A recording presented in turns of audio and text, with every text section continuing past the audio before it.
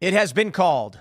Decision Desk has called the House for the Republicans, confirming a GOP trifecta. Donald Trump now has the House, the Senate, the Supreme Court, and the presidency. And oh boy, Democrats are reeling.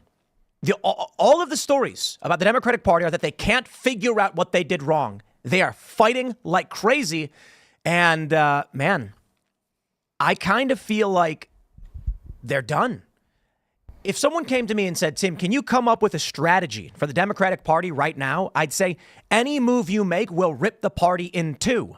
There's no way to address the fact that wokeness is unpopular. MSNBC is even calling it out.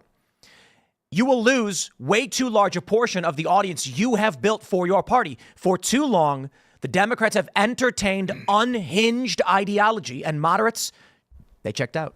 So that's it. We'll talk about that. Plus a bunch of crazy stories. The 4B movement. We got some updates. FEMA fired the woman who was ordering people to, FEMA agents to skip over Trump supporters.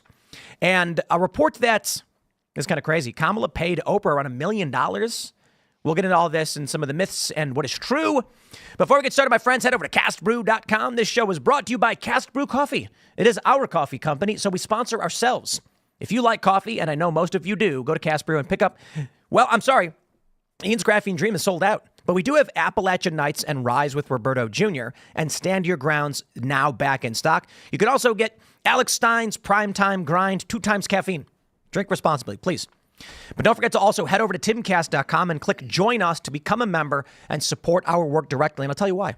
Because we got a Discord server. That's basically a big chat room where you as members get to hang out with like-minded individuals. So if you're trying to figure out how to get involved, meet people, and be a part of the movement, timcast.com, you become a member, you get in that Discord server, and more importantly, you'll get access to our uncensored members-only shows Monday through Thursday at 10 p.m. where you as members get to call in and talk to us and our guest. So we had a crazy week all last week with the election, and we were only able to get one members-only show for you guys. But I think it was fair that we did a good job with Ben Shapiro and Jeremy Boring of the Daily Wire for that uncensored call-in. Y'all got to actually call them, ask them whatever you wanted.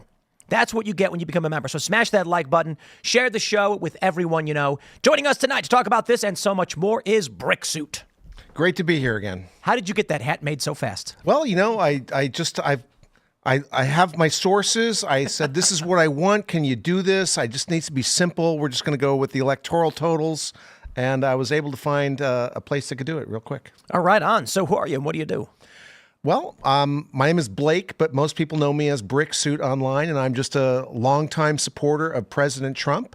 And what I've been doing lately is for the last 6 weeks or so, following the campaign here in the swing states, going to as many rallies as I can and supporting the campaign in any way that could. Right on. So this should be a man, I don't know, a week of celebration or like I'm not even down off the high yet. And honestly, I've got to moderate it because after so long being so out there and just really being all in for the president to have the type of victory we had, the complete victory, and of course, the House being named for us today, being called for us today, it's wild, but at the same time, I feel like got to roll it back in soon and get back to work. We can't just be coasting, hey, we've won, and now we're just going to sit back and just enjoy the fruits. Yeah, we got to get back out there. Well, the big story right now is the election for the Senate Majority Leader.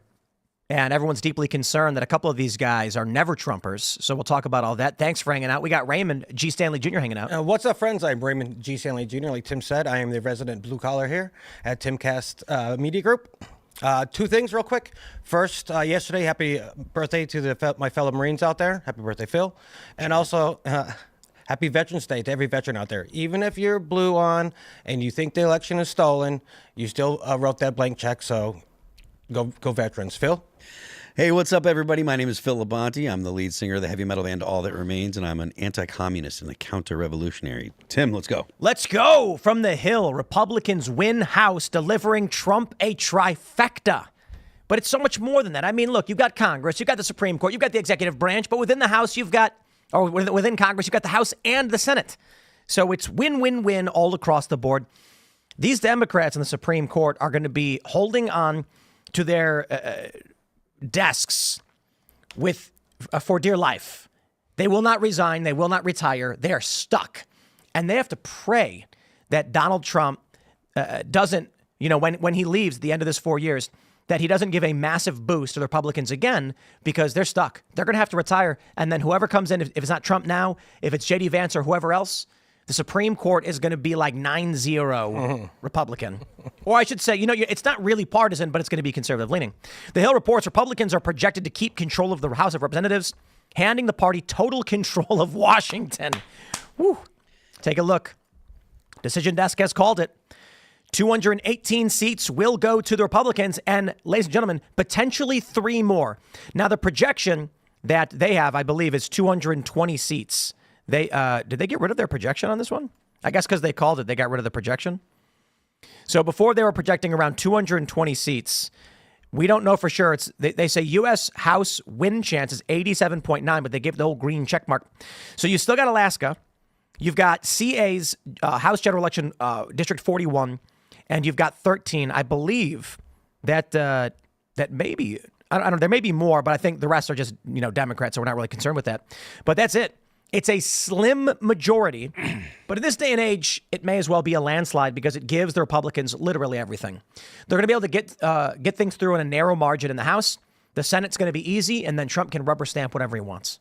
That's the goal. And considering the fact that it was like a total sweep, I know people are taking issue with the term landslide. They're saying, well, it wasn't so dramatic and et cetera. But the fact that the entire country moved right, the whole thing, every single branch of the government, the Republicans took, and the fact that the whole country had, I think it was a 20-point swing to the right or something like that overall. I think that still makes it accurate to say that it was a landslide, because the tone of the country has said, or is essentially saying, we are tired of the Democrat policies. We're tired of the open border. We're tired of the woke stuff. We're tired of everything the Democrats are doing. Now, there are people, of course, that weren't tired of it, but they're strongly outnumbered. And it's a nationwide thing. You can look at California. There are multiple counties that flipped in the state of California, and every single woke person that was up for re-election, they all lost. If I understand correctly, they all lost. Maybe there's a couple that survived, but most of them lost. You had 2 recalls. The entire country is tired of things like defund the police, which was a massive reason why people voted the way they did, because people are tired of the lawlessness. They're tired of foreign gangs taking over American properties. This is all because of Democrat policies. All of these bad things, the inflation, the open borders, the crime, all of these things were were specifically related to Democrat policies that failed. And the American people just said they're sick of it. What do you hope happens? Do you think Republicans are going to use this? A lot of people are pointing out that in 2016, there was a Republican-controlled House and Senate as well. But I would just interject real quick. There were too many never-Trumpers who are actively trying to stop Trump. So what do you think? Yeah, well, we're not going to have a Russian dossier come out. We're not going to have that thing come out. Like basically that was the Hillary Clinton research project that was basically used to torpedo President Trump in his first months in office. I think that President Trump, the stage is set. He's got the mandate on the border issue. He can tackle that all with just executive action on that. He doesn't even have to necessarily have the laws passed for it. I mean, I think that they will be, but he can just come in and basically get the border back under control just by signing a stack of stuff this high. He's got Tom Homan has already been announced. I mean, just man, I wouldn't want to be. They're losing their minds over Homan. Oh my gosh, but he's a perfect guy. It's like this is what we need to do. We've had people coming here for 3.5, 4 years with no repercussions, walk across the border, get everything you want, fly anywhere in the United States you want. Here's your card for your food. We're going to pay for your lodging. That's ending. That's ending. And we need to, we don't need any additional laws. We just need to enforce the laws that are on the books. Yeah. We just need to enforce the laws that are on the books, and that will dissuade more people from coming. And I think President Trump executive actions can make that happen instantly. The left is saying, how is he actually going to deport people? And they're surprised to learn that Trump intends to deport people. And there's this viral clip from 60 Minutes where Tom Homan is asked, well, how do you, what about people with families? And he was like, she says, can people and families, can you deport them both? And he's like, sure, they can go together. That's right. Yeah. And now the left has responded saying, on The View, they're like, he's talking about deporting American citizens. Okay, if let's play this out. If a woman comes to this country, has a child, and the kid gets birthright citizenship, and then she is here illegally and has to go, why would her children not go with her? And but the baby's a U.S. citizen, and the baby can come back when the kid's older. I don't think they've thought this through. They also say their child separation policies. It's like, yes, if you are a 30-year-old man in the United States and you rob a liquor store, I hate to break it to you, but we're separating you from your kids. Yep. You're going to go to jail. Your children don't go to jail with you. When you break the law and get locked up, your kids don't go to jail with you. What is this weird thing where Democrats are like, this adult man has broken the law, let's put the kid in the jail with him? And we're not 2016 anymore. We're talking about the Never Trumpers. We don't have Cheney. We don't have Adam Kinzinger. Yeah, they're Democrats now. Yeah. None of these people are going to be in the way. It's a whole different world. Everyone thinks so much different. Like Phil was saying, everyone's going to the right. Not to the right, just more common sense. It's the common sense core now. Even Democrats who are like in, purplish districts who won because they're incumbents, they got to have their head on a swivel because they see this movement coming, the movement towards President Trump, the margins for President Trump. And in the House, they're up for election in 2 years. So they can't stand in the way of these policies or they're going to get smoked in the next election. There's a mandate. Absolutely. Democrats are trying to claim there is not a mandate. The House is still razor thin. But here's the issue. If you're one of these Republicans that just won this very moderate seat that's being torn between left and right, there's no sensible middle ground. The left wants abortions to the point of birth and child sex changes, and the right saying like, yeah, none of that. If they do not deliver and stand up and say this is our opportunity, then they lose. You have one of two choices: be a leftist or be a conservative. Pick one, because if you try and play middle of the road, you are guaranteed to lose either to a Trump supporting populist or a far leftist. That's just it. And I expect we've seen this before. The squishy Republicans who are in the middle who are like, I don't want to make any strong moves because then I'll lose. It's like, okay, well, you're going to lose this time because there's a mandate. And if you block that mandate, everyone's coming after you. Yeah, and we're done holding the line. Now we're going to start forwarding the line. We're starting progressing, moving forward to what we want, to what the common sense again. We're done just letting them beat us back. We're going to go to deport. I think Democrats are screwed. Yeah, they got no choice. I don't know. Look, I've long talked about how CNN's lost. They've gone insane. There's this viral clip that's going around, and maybe we'll bring it up later in the show, where a guy's like, some people just don't want boys in the girls' team. And the other guy goes, stop it. Yep. No, you will not call them boys. Right. And he starts screaming and just like he's literally slamming his fist on the table. Mm-hmm. You can't even talk to these people. CNN, they tried bringing on conservatives because they know they have chased themselves into wacky world. How do you pull out from that? Normie Democrats do not like that stuff. No, no one I know in my family likes that kind of stuff. But isn't it funny now how the response from these people in media is like, maybe people really just cared about milk, bread, and eggs. Yeah. Oh, you think? I love this. Among Gen Z women, Trump improved, I think 11 points. Oh, snap. Yeah. Mm-hmm. And now all the pro-lifers are banging on their chests and hooting and running around cheering. They thought the young women were going to come out for abortion. That was the narrative. And there's a joke, I forgot who said it, but it turns out women buy milk and eggs more than they get abortions. That's a good one. That's true. I like the idea that things like the economy are less important than, a fraction of a percent of the population being able to go into their preferred bathroom. Like, the American people are tired of that stuff. And I do think that it's a small wedge issue because there's a lot of Democrats that are saying things like, "Oh, this is not a big deal, like it's a small issue," and it is. But that doesn't change the fact that when you personalize it, as in you're a mother with a daughter, and you're like, "Well, maybe it doesn't happen," but I've heard stories that at my kid's school there are trans kids, and that means there are boys who think they're girls that want to go into the bathroom. That's going to cause a lot of parents to be like, I am done with this. I'm over it. Well, because it's not worth the risk. Trump spent, what are these, like tens of millions on these ads where they were like, Kamala Harris is in favor of giving Are they them? inmates Yeah. sex change operations. Correct. State And then funded. And it showed a clip of her being like, yes, we should do it. They're nuts. And so they try coming back being like, Trump's just throwing this issue out there because he's trying to confuse people. And it's just like, listen, you guys were campaigning on these issues.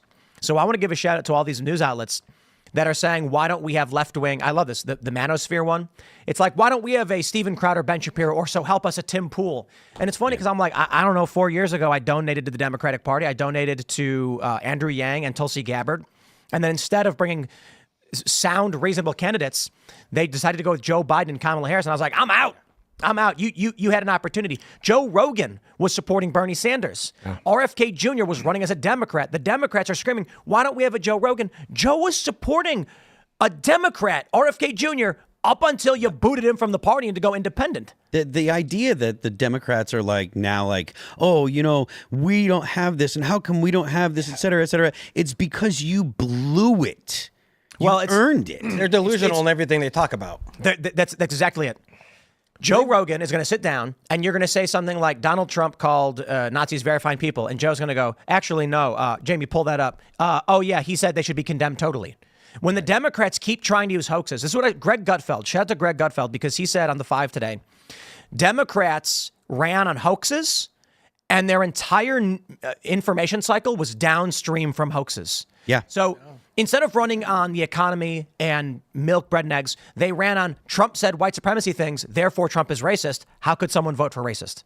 But once, this is fantastic, he says, once a person saw the truth, there was no going back. So think about what that means. It also calls everything else they say into question. But right. So if Democrats run on a hoax and they've got 50 and you see one lie, all of a sudden the rest of it's a lie. Correct. Yep. Well, and one thing else too that we haven't mentioned yet is that on the right, there's a lot of organic support.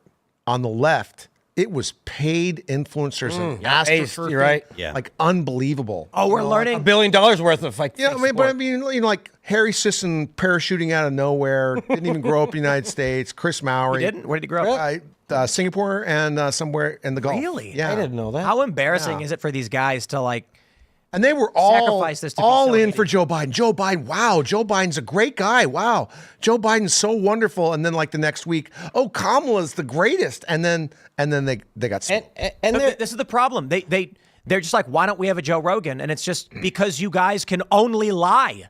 That's just it. This is why they don't like coming on these shows. And they've said it. Shout out to Marianne Williamson, who told us after she left, she's like, this is why I can't do shows like this. Yeah. Because we were like, here's real things that are happening. She almost cried when she saw the books that they're putting in these kids' schools. But let's do this. Let's jump to this story from the Telegraph. Ladies and gentlemen, Democrats are planning up their own J6, I guess. Left-wing conspiracy theorists claim Elon Musk used satellites to steal the U.S. election. Social media used to spread false accusation that Starlink helped manipulate the results. Okay, first, Joe Rogan, on his show, talking with Theo Von, said that Elon had an app that showed him that Trump had won 4 hours before they called it. And I think that app may have been X. Because probably. But Democrats are all acting like there's some secret program he had. They're claiming that he's blowing up satellites now to destroy the evidence. So watch the Timcast IRL election night coverage. I know it's 9 hours long, but when Lisa Reynolds comes on, she said live on the show, I've got a source at Mar-a-Lago. They're saying it's done. Trump has won already. And that was like a couple hours before they called it. Yeah. So internally, what I think happens is the Trump campaign knows all of the internal polling for certain areas. Correct. And they're like, the only ones we're not sure of are these, areas. If those areas come for Trump, it's over. And that's exactly what happened. So the AP and Decision Desk aren't calling it, but Trump is like, we know those areas are for Trump. These we were unsure of. They went for Trump. We win. Democrats, on the other hand, have decided to claim that Elon stole the election and that there's 20. I love this. So when people said, where are the 20 million missing votes for Kamala Harris, right? Right. Because Biden got 81 and she got 61. She's actually on track for 74. And so a lot of votes hadn't come in yet. She's still down 7 million. So now the Democrats are going on TikTok and mostly TikTok and Instagram, and they're saying something happened. There were 20 million other Democrats, and those votes aren't being counted. Elon Musk did something with the count and destroyed the evidence. I heard there was a shootout in Germany. So that's all. After servers. Right. That's a reference to 2020. Yeah. I'm going to make this prediction. I believe Democrats will J6 in some form. I'm not saying they're going to storm the Capitol. I'm saying Democrats and leftists will be in D.C. protesting, claiming the election was stolen. Yeah. Well, it's clearly Elon used dark MAGA. No, he did. I mean, there's what other explanation is there? It has to be that's what he did. Yeah, meme magic. Do you think it'll be Democrats or just Antifa far leftists? You think actual middle of the road Dems? Or not middle of the road Dems, but just Democrat folks? Well, I mean, there's no such thing anymore. I know. Look, these women are. I don't want to get too much into this story, but it's crazy. There are women going online calling for other women to murder people. And this is not an exaggeration. Aqua Tofana. There is and it is insane. And I think this should be taken down and they should be suspended and the post should be auto removed because they're actually telling women to make poison and kill people. And this is nuts. What? That should. Yeah. Yes. Aqua Tofana. They're doing these veiled things about if your husband voted for Trump, you should do what was her name? Julia Tofana? You should poison them? I forget. That's what there's, and that's absolutely insane. Holy F. This is how crazy these people are getting. So then you got the story of Nick Fuentes, which we'll get into later, where he's getting death threats because he's trolling online. He posted "Your body, my choice." He's trolling. You're allowed to troll. They're showing up to his house. And so I don't know exactly what happened. He pepper sprays a woman. The cops show up. The woman even admits, the EMT, the cop, and her husband were like, "What are you doing? Why are you going to his house?" There were people outside his house. This is freaky stuff, what's already happening. I think it's a fair bet. And maybe I'll be wrong, but I'm saying I'm going to put it at 100%. Democrats will be in D.C., unhinged leftists with green hair.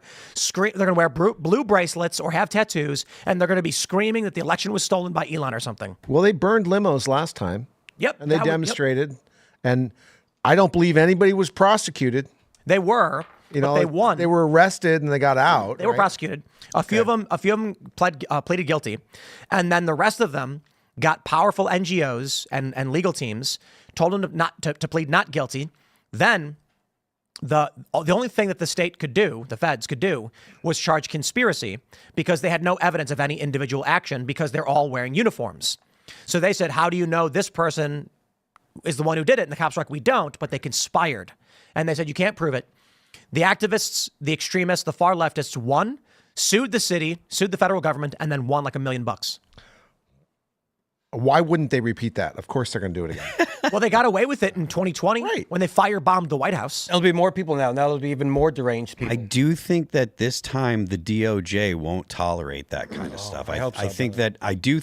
I know that last time was. It's a Democrat DOJ. The president's going to be able to change. Is going to change the attorney general. Sure, but January 6th it'll be Joe Biden. January 6th and January 20th administration will be Democrat. Maybe they could try to protect their own butts about it. Speaking of which, how much are you looking forward to the prospect of Kamala Harris having to certify this election on January 6th? No. They're already calling for, and again, we'll get to this later in the show. The CNN panelists calling for Joe Biden to step down. Actually, it's VP's former communications director saying Biden should step down to make Harris the 47th president of the United States. It does nothing. I think it'll happen. It's an empty. Think it'll happen? Yes. Well, I kind of don't think it'll happen, but I think there's a strong chance it happens. But we'll get into all that stuff too. Yeah. In the meantime, yes, Kamala Harris should be the one certifying Trump's election. And due to that bill they passed, that law they passed in 2022, all she can do is stand there like a mannequin. The people that are good to go back to the what started this segment. The people that are saying, "Oh, what happened to all these votes?" It's like they don't remember that ballots were mailed out to everybody on the census. Like they sent ballots out and then they went out to get them. Do these people are behaving as if all of the people that got ballots in 2020 were actually voters that could be bothered to go out and vote. The reason that personally, as far as I'm concerned, the reason that 2020 was an unfair, not real election was because there were so many people that returned ballots that would have never got off their ass to go out and vote. These people they're beyond low propensity voters. They're probably people that have never voted in their lives. They're people that would never get up and actually research any of the things that are being proposed. They wouldn't know anything about the candidates other than who's the guy that my friends tell me is the nice guy. Who's the guy that my friends tell me is the bad guy. They're not voting because they know or have an informed opinion or anything like that. And so it turns out that the difference is going to be 7 million or something like that. You can't rule out states where ballots were mailed out universally. Yeah, and people, 100%. hey, I live in an apartment building. I'll collect all these ballots. 100%. Those unsupervised drop box. Absolutely. That's something that was happening. That's something that's absolutely. I completely agree. That's totally something that could happen. So the idea that how could there be so many fewer ballots this time? We're in a country with 350 million Americans, 333, I think, or whatever it was, something like that. It's like 7 million when they're mailing them out to everybody. 7 million is not that large of a discrepancy at all. And just like I saw Tim was talking about this earlier today, the amount of votes that Kamala Harris got is actually more than Barack Obama got either time. Yeah. So the idea that, there was all this energy for Kamala Harris and it dissipated. No, the votes are there. She got more votes than Barack Obama either time.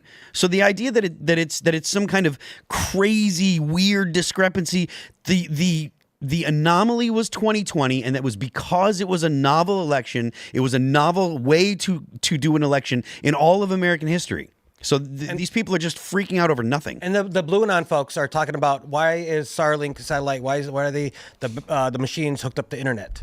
That was one of my favorite. I'm like, bro, back in 2020 we asked the same thing, and they want paper ballots now. But I'm not going to blame. I'm not going to blame some lady who had no idea and wasn't paying attention. If some lady's coming out now and she's like, "Did you hear that some of these electronic voting machines were connected to the internet?" I'm going to be like, "Yeah, I heard that 4 years ago." Hey, are you hearing about it for the first time? How about we do something about it? Amen. Right? Yeah. So the gag, I suppose, is Democrats have set themselves up for 4 years to block voter integrity. Correct. They have been the ones screaming out against it. Yeah. Well, okay, now you reap what you have sown. These are the rules you wanted to play by. Trump wins. However, I still would be in favor of using taking this opportunity and being like, how about we secure the elections with voter ID to make sure everybody... Amen. I say this. By whatever means Donald Trump can, right now, once he gets in, the first thing he's got to do is secure the elections. Because if he doesn't, he'll never be in again, and the midterms are lost. Well, what I think he can do is, I think that the federal government has the ability to require ID for federal elections for Congress, for the House, not for any other races, but they can require it for that, and that should be enough. And the people want it. We got like an 80%. Of course, 80% of the people want that, if not more. It's a common sense thing. I mean, the Republicans ridiculous. have the majority in the House. If they pass this, Republicans will never lose the majority. Unless Democrats change their party and become more like Republicans. Well, am I getting blackpilled? Do we have faith in our establishment Republicans in the House and the Senate? Well, I would say mostly no. However, with the rise of populist Republicans, it's leaning towards yes. There's going to be a big fear among many of these I shouldn't say conservative, but Republicans, that it used to be play the middle of the road and try and win the moderates. That don't exist no more. Yeah. If you betray the mandate, you lose. Good luck. So if you want to be a Republican and you want to be in Congress, you are on board with the popular mandate. Otherwise, you may as well resign. You'd be another Liz Cheney or an Adam Kinzinger. That's right. Let's do this. Holy shit. Let's jump to this story here from CNN. Is looking for. That is my question. I'll start with you. Joe Biden. So we have this clip. This is Kamala Harris's former VP Communications Director calling for Joe Biden to step down. Check it out. Phenomenal president. He's lived up to so many of the promises he's made. There's one promise left that he could fulfill, being a transitional figure. He could resign the presidency in the next 30 days, make Kamala Harris the president of the United States. Whoa. It would absolve her from being able to from having to oversee the January 6th transition, right, of her own defeat.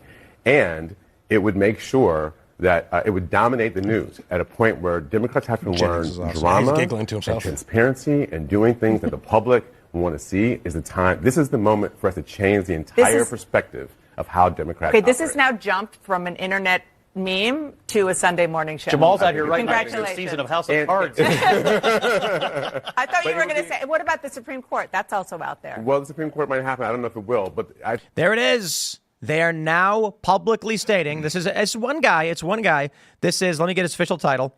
Jamal Simmons, former communications director for VP Harris, saying Biden should step down, make her the president, 47th president, and all of Trump's hats.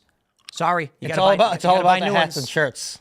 I got to buy more hats? That's right. That 47. No. Hey, no. I see that 47. When they make Kamala president, those hats, oof, no good. They'll be collector's items. Worth more and I'll money. just have to buy 45 48s. So I think there's actually a decent probability this does happen.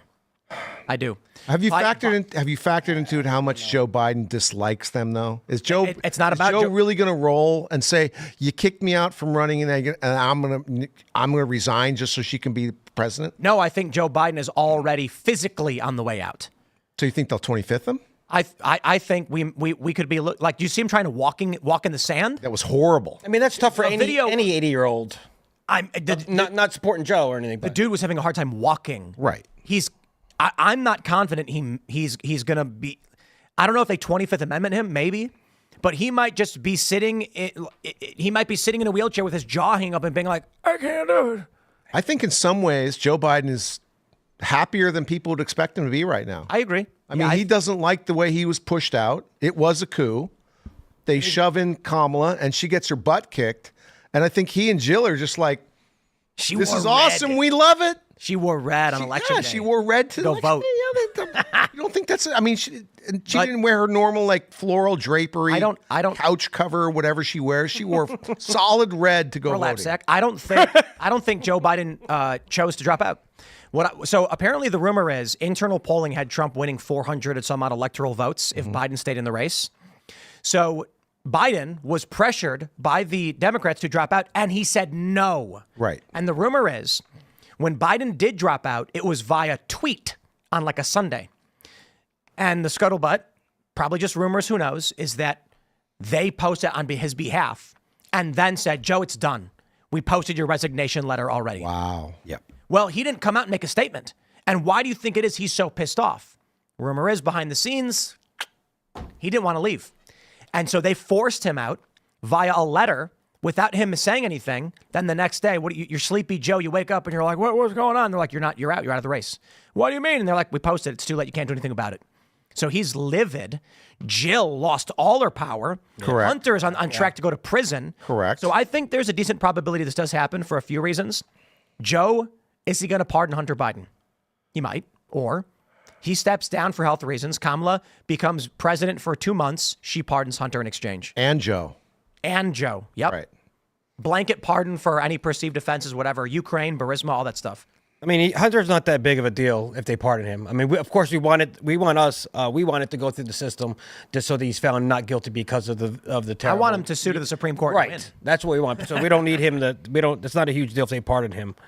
And even if he's found guilty, what's he get? Like a year, a couple of months probation. If it doesn't, Yes, it's not. I want to make sure this is on the record. I want Hunter Biden to beat both cases. There we go. Both the tax case and the gun case. I want him to sue to the Supreme Court and say you cannot force American citizens to self-incriminate on background check forms, because that's what they did. If you're a drug user, you can have a gun, right? Well, the government's saying tell us whether or not you're committing a crime is a violation of the Fifth Amendment. Second, the tax thing. Okay, this one's up in the air. Maybe I don't really care much about it. They're saying he was hiding his assets and hiding his income so he didn't pay taxes. But, the IRS going after people for taxes, I'm also kind of like, I'm not a taxation is theft kind of guy, but I'm always cheering on somebody who beats the IRS. So, but in all seriousness, I want him to sue to the Supreme Court on the gun charge and win. The tax case, I'm kind of whatever about. I mean, that'd be huge for 2A. It could get rid of the background check forms. Yeah. Or at least they'd have to remove any self-incrimination. Which, Right. Yeah, which is big and would be a good thing. With that being said, more to the point, Yeah. will Joe Biden pardon Hunter? Can he pardon himself? If there is a real fear that the Burisma scandal, the quid pro quo he was engaged in, and the documents case could result in charges, And they're all screaming Trump wants revenge, right? Okay. If Trump is seriously considering going after Biden, I kind of think he might. Joe can pardon himself. Yes. That would be my position. He absolutely can do it if he wants But to. does it look better if he steps down? Kamala Harris then it gives him the pardon, so it looks clean. Yeah, that's a total Nixon Ford thing. Exactly. That's just an obvious backroom deal. Exactly. So I think Trump may actually go after Biden. In 2016, at the Trump rallies, I don't think Trump ever said lock her up. I think it was the rallies were chanting that. He did say you'd be in jail. That's what he said. So then he gets elected and says, no, be nice. We're not going to do this. He showed his belly. And what did they do? They went right after him with Russiagate scandal, impeachment. And then in these past 4 years, false 34 fake charges. Yep. False sexual abuse case, insane charges. False civil fraud. The bullshit document, too. The documents case at the federal level, which they dropped now. I kind of feel like Trump's sitting there and he's just like, the moment I get in, you're all going to jail. I don't see how Trump this time goes, no, I'm still going to let him get away with everything they did to me and my family. So that being said, Joe's going to have to issue himself a pardon on the documents or whatever other federal cases. Maybe he steps down. Kamala Harris does it. Nixon Ford, like you said. But Joe's 95,000 years old. I'm sure he doesn't care about pardoning his son. If he has to pardon his son, he'll pardon his son. But also, if he has to pardon himself or whatever he does, I don't think he gives an F at this point in time in his career. And I don't think we should go after him just because who cares about this old man doing whatever he wants to do on the beach, sitting nowhere. There are other people we can go after. There's a lot of other people that are playing a bigger part in ruining the American way of life and the justice system. And Joe Biden, he's not one of them. I mean, I don't see what you gain out of going after Biden. Yeah. I mean, and to be honest with you, I do think that Trump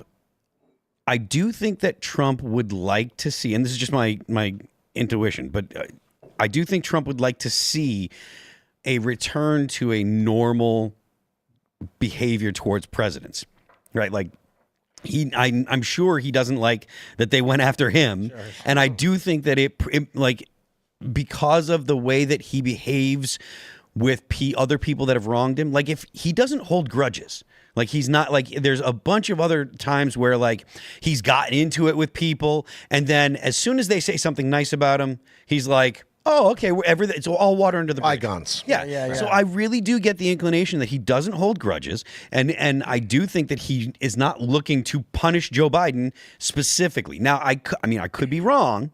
Obviously, this is just a guess, but I do think that because it is bad for the country, because it genuinely is, I do think that he doesn't see a whole lot of benefit to going after Joe Biden or Hunter Biden. He didn't go after Hillary Clinton, and Hillary Clinton clearly had plenty of reason to investigate, especially after all the stuff that with Comey and stuff. It's just my inclination. My Server in her bathroom. Yeah, hammers to all the subpoenaed phones. Absolutely. Like Mayorkas is way more important than some other people that he should go after. A lot more illegal things. There's more tangible Yes. negatives that have happened to the American people because of the failure to secure the border. I mean, people have died. People have had family members die. So I do think that's. I think that's more realistic than going after Joe Biden. Even though Joe Biden had definitely failed in a lot of places and didn't do his job. I do think that going after the individuals that actually were directly responsible might be a little bit better. And also it does kind of keep the president and the executive out of it. So. I mean, I know I'm saying this again, but he's an old effing man. I don't care. Joey, go live on the beach, but let America heal and get back to what we need to do. I don't know.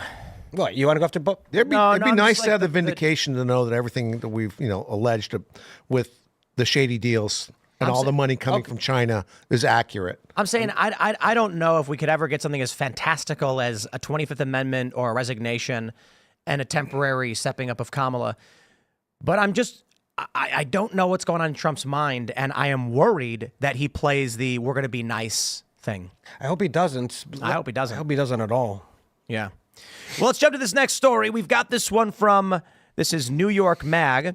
Can a MAGA blitzkrieg impose Rick Scott on Senate Republicans? So here's the story, basically. All across X, the biggest names are saying Cornyn and Thune, no way. Rick Scott is the guy to be Senate Majority Leader. And here's the reality. Most people are like, who, and who? Me. I don't know or care about any of these people. So let's break it down in a simple way. There is a big fight going on right now in the Republican Party that two of the front runners to take over as Senate Majority Leader are anti-Trump. And this will upend the entire popular mandate and Trump agenda. And one of them's arguably anti-2A. Well, I mean, I think. Yeah, I mean, not just, not just anti-Trump, but not with the agenda at all. Not really even like. I heard hard Scott to was define. Well, Scott was against red flag laws. No, he wanted him. I'm sorry, he wanted him. My bad. My apologies. He signed him into law in Florida. There is not a good person in the running, right? There's nobody that you should be like, yes, this is our guy, right? I don't care what anyone says. Not Rick Scott, not Cornyn, not any of them. And you kind of have to pick your poison because Cornyn has problems because of past when it comes to 2A. Rick Scott has problems because of his past in the 2A. That's kind of the thing that I've been looking at is who's the one that's the most 2A, the most positive towards the Second Amendment. But there's not a good one. There's nobody that I could actually say, yeah, man, I'm going to get behind this guy and I feel good about him. Yeah, I agree. You can't look in their past and find somebody who's like universally the best choice.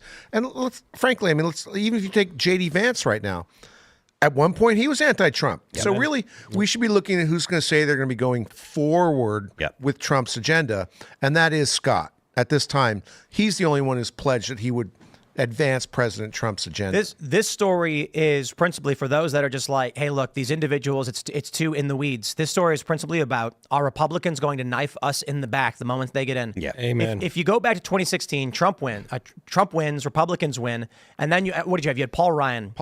And the Republicans entertained Russiagate. Correct. They said, okay, well, Trump may be a Russian spy, I guess. And so he had to do all of the work that he did get done with weights strapped to his ankles.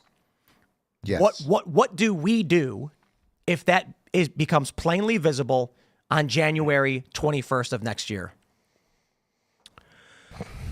What does the brick suit do if all of your hard-fought work, and it turns out that you got a bunch of rhinos blocking Trump? Well, I think you just embrace the executive action, and just Trump is going to have to do everything he wants from the executive office with a pen, and then the nature of the Senate and the way that they're only up for election every 6 years. Maybe some of them are thinking we can wait this out, and they're just not as responsive in general to populist sentiment. They're very opposite from the House in that regard, and I think it's even being reported that some of them just resent being told by voters what to do, but they are working for the voters. Yeah. They should be listening to their constituents. Clearly, there's a mandate for Trump's policies.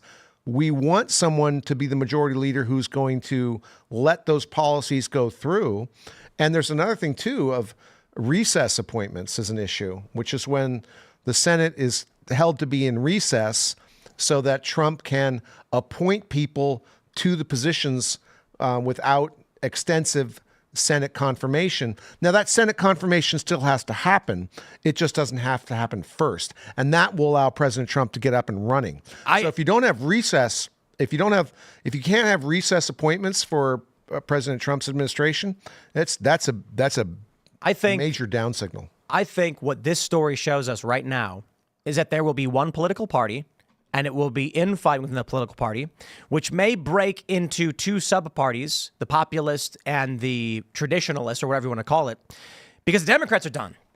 I don't see how Democrats are able to recover from this. The woke Democrats and the moderate Democrats cannot reconcile their worldviews. No. So you've got the guy on CNN banging the table, being like, they're not boys, stop slurring, you're slurring, they're trans girls.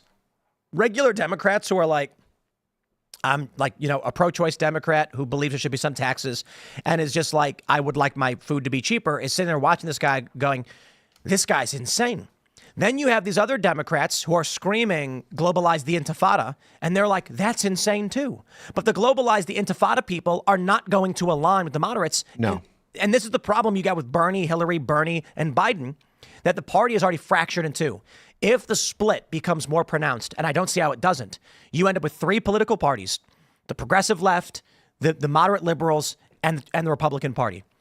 And within the Republican Party, there will be battling like we see, but the battling over Senate Majority Leader, nowhere near as insane as the far left protesting weird socialist policies and Pete Buttigieg. I mean, they're so far removed from each other. The Democrats have done this to themselves. They have cultivated a fringe that, you know what? I called this a long time ago when I said it's the one ring. They saw the far left activists and they said, if this is a gift to us against our enemies, we can wield the power of Antifa. And then they were like, no, you fool. No one can wield that power. You're insane. And they're like, let's embrace the far left psychotic cult. Bring them into the fold of the Democratic Party. And now they're at risk of never losing because they've alienated Joe Rogan and people like me and Joe Rogan and Tulsi Gabbard. RFK Jr. have been completely alienated by them trying to wield the one ring of Antifa. So, quick question. Brick, you might know this. Why is Mitch McConnell, just because he's the Senate leader, majority leader, that he gets to pick who's going to come next? He doesn't get to pick, but he set his timeline for his resignation, and he basically he's got people that he favors. And look, Mitch McConnell at times has done things that I think are wonderful. All right, Yep. Not all the time, but Merrick Garland is not on the Supreme Court, and that was Mitch McConnell. Oh, okay? solid. So we got to give him some props for doing some stuff right. Yeah. All right. Yep. But, at the same time, we would have 1 to 3 additional Republican senators right now coming in had more money been put into the races in Wisconsin, Arizona, and Nevada instead of places where, like in Maryland, where we were backing somebody who lost by 10%. So, Mitch McConnell is not always optimizing for the Republican Party, is what I'm saying, and he's certainly not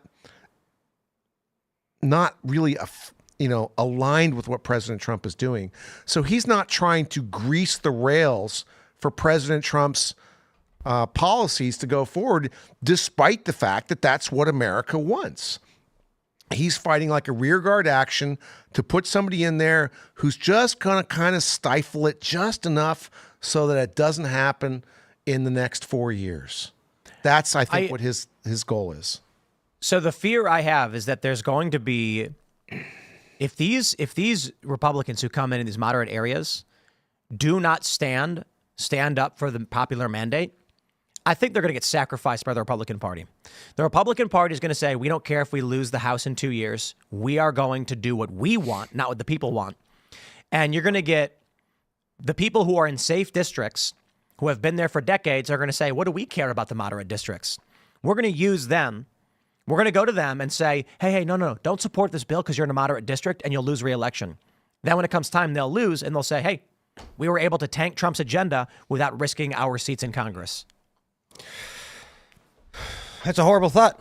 Thinking that these establishment guys who've been in for so long have this kind of sway that they can kind of ruin the mandate, what everyone else who voted for Trump wants. I mean, none of the choices for majority leader are good.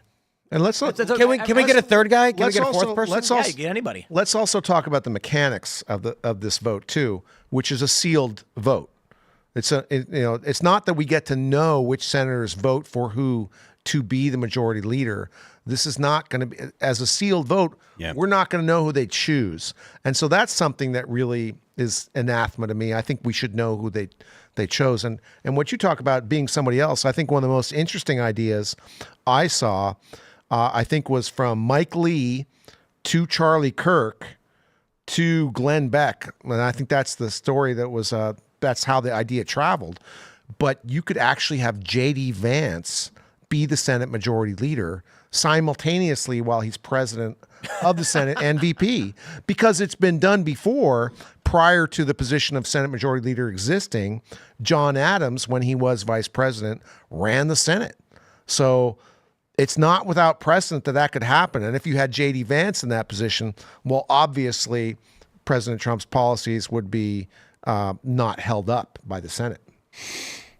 I think going back to my point about the Democratic Party and how it meshes with this is that if we get a break in the Republican Party where they don't bring about the popular mandate, I'm not sure Democrats figure out how to win.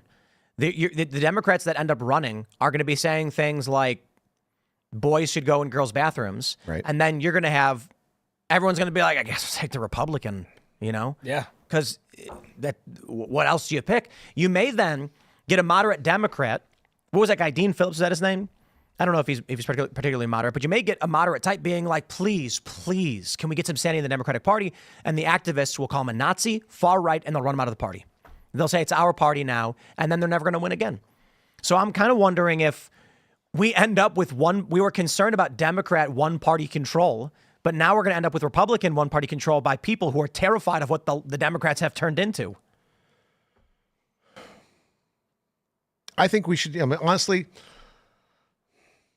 let's wait and see what happens Wednesday. I think people should continue to contact their senators and respectfully support, convey to your senator, if you have a Republican senator, which unfortunately I don't because I'm from California, but convey to your senators that you support Scott for Senate Majority Leader.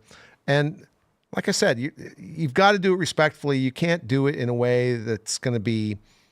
Yeah, you can't be an asshole or jerk about it. Yeah, because like I said, the senators are not used to this kind of direct input. And the last time we saw this, you could draw a parallel when we were selecting an RNC chair and Harmeet Dillon was running for it, and who I thought would have been a much better choice at that time.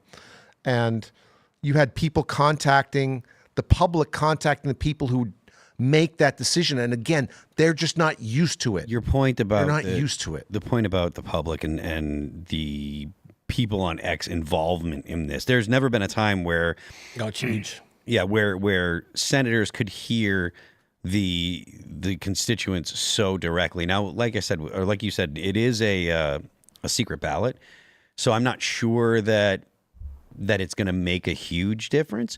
But I do think they understand, and I'm talking about the senators. I do think they understand that there is a feeling among the people that there is a mandate.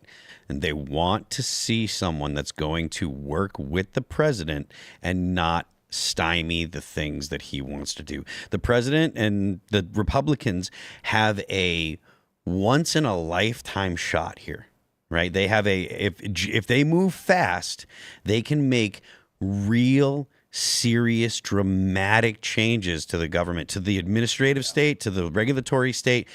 This has to happen fast, though, because they've got 18 months tops. 18 months to do it, and that's it. Because after that, they're going to go. After that, you're looking at midterms, and then running for J.D. Vance is going to be running for election. It's everything is going to stop. Let's jump to the story from the New York Times. Breaking news: Trump is expected to name Marco Rubio as Secretary of State, and the Libertarians are screaming and banging on the table, outraged. They do not like this choice. The president-elect appears to have settled on the Florida senator, the nation's top diplomat, which also opens up the door to. I don't know how it works in Florida. Do they appoint a replacement then for Marco Rubio pending the next election? I think Rick Scott. Not Rick Scott. Yeah, DeSantis. DeSantis. That's make an appointment. DeSantis will appoint someone. Yes, I believe so. They say President-elect Trump is expected to name Senator Marco Rubio of Florida as a Secretary of State. 3 people familiar with his thinking said on Monday. I love that. Familiar with his thinking. So it's not real news. Is this I'm seeing everybody tweet this. And they're treating it like real news. But it's 3 people familiar with this thinking. So it's 3. It's like the Minority Report androids and the ball. Yeah, exactly. The ball's coming down. Yeah. So there's 3 bald. There's 2 twins and a woman, and they're floating in a vat of water. Yes. And the wooden ball is carved out with Marco Rubio's name. And then they grabbed it and they're like, "This proves it." Exactly. These precogs, they can see the future or into Trump's brain. Apparently. They go on to say Trump could still change his mind at the last minute, the people said. Oh, here we go. You know what, man? This is why I don't like... This is just filler. This is garbage. And everybody on Twitter is going like, breaking news. I'm seeing people tweet like, that's it. Trump has chosen Marco Rubio. The New York Times is running fake news, okay? That's just it. Fake news. 3 people who know how Trump thinks. Okay, well, I believe Trump is expected to name himself general manager of McDonald's in the Pentagon. Because I'm familiar with his thinking, and he thinks a lot about McDonald's, so take my word for it. He loves fries. He could still change his mind at the last minute, though. So if he could change his mind. If tomorrow it's not announced that Trump is the general manager of the McDonald's in the Pentagon, then I was right the whole time, but he changed his mind. Which I was double right then, because I said he could. I can't believe this is the news. They go on to say Rubio was elected to the Senate in 2010. He initially found himself at odds, blah, blah, blah. I don't know. I don't know why this is the breaking news that everyone's sharing right now. Do we think this doesn't even sound real? I cannot stand the corporate press. Okay, here's the real segment. The New York Times is fake news garbage that is running fake news garbage, and we keep entertaining it for some reason. The left has always, these guys are always telling the narrative, and the right is always following along with this. And it's baloney. Who cares about these? Like, okay, I'm sure X is right now full of people saying Marco Rubio. It is. Yep. And it's all like, what do you say? Someone familiar with this thinking. And the people on the right need to start making their own narratives. Otherwise, they're going to keep following their narratives. It doesn't make any sense. So over and over again. Here's Reuters. What does Reuters say? Trump taps Marco Rubio for Secretary of State, sources say. Okay, what is that? They say Trump has selected Rubio to be a Secretary of State, sources said on Monday. Who, theirs? If Reuters claims to have actual sources who know Trump, then I'll accept this. Fine. They say the Ukraine crisis will be high on Rubio's agenda. He said in recent interviews that Ukraine needs to seek a negotiated settlement with Russia rather than focus on regaining territory that Russia has taken in the last decade. He was also one of 15 Republican senators to vote against the military aid package for Ukraine passed in April. I'm not on Russia's side, but unfortunately the reality of it is that the way the war in Ukraine is going, it ends with a negotiated settlement. Hey, I like it. They go on to say he's a China and Cuba hawk. During his 2017-21 term, Rubio co-sponsored legislation that would make it harder for Trump to withdraw from NATO by requiring 2/3 of the Senate to ratify withdrawal. Oh, that is nuts. I don't know, man. If they do pick Rubio, here's what would happen in Florida. He'd be the position would be filled temporarily by governor appointment from DeSantis, and then at the next general election, that would be up for election, and that would be for the balance of his term through 2029. And you know it don't matter because it's going to be a Republican. It's going to be a Republican. Yeah, Florida is so dark red at this point. Right. Apparently, socialism is deeply unpopular with people who have fled socialism. Yeah. Imagine that. Imagine that. I think socialism is deeply unpopular with people who live under socialism, and socialists are often fighting with other socialists. And it's almost like the groundskeeper Willie meme. Socialist, they ruined socialism. None of them agree on what socialism is anyway. But more to the point, are we concerned that Rubio is going to be a war hawk? I'm seeing some people say that he's an interventionist, and maybe he's only taking the stance on Ukraine because he wanted the job.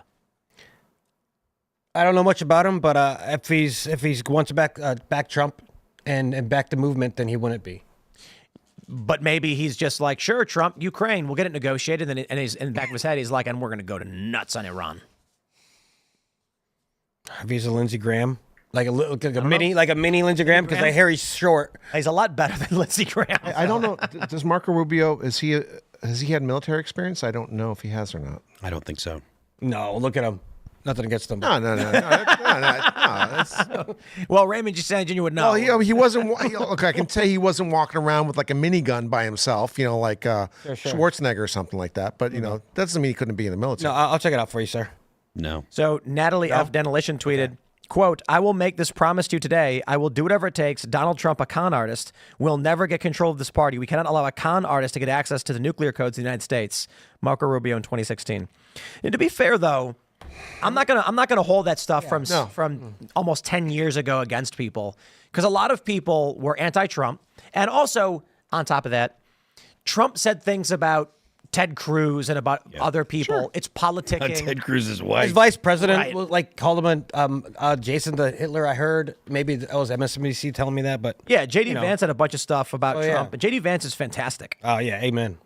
Yeah. So, we could do all night about what Trump said about I said this about Jeb's mom 4 years ago. everything like that. Oh yeah. I mean, like we could. And honestly, in 2016, I wasn't even a Trump. I didn't vote for him. Ditto. I mean, I supported him. Hillary? No, I wasn't even registered. I wanted Hillary to lose, so I was in favor of President Trump. I had no idea that he was going to be effective as a president. I agree. Same here. In his third and fourth days in office, when he got us out of the Paris Climate Accord and the Trans-Pacific Partnership, those are things that I thought were horrible for the United States, and I thought there's no way they're ever going to go away. He made them go away at the stroke of a pen. Were you a Democrat or Republican? Either? I really was neither. I mean, I voted for Ronald Reagan in '84. I didn't vote at any election again until 2020. Wow.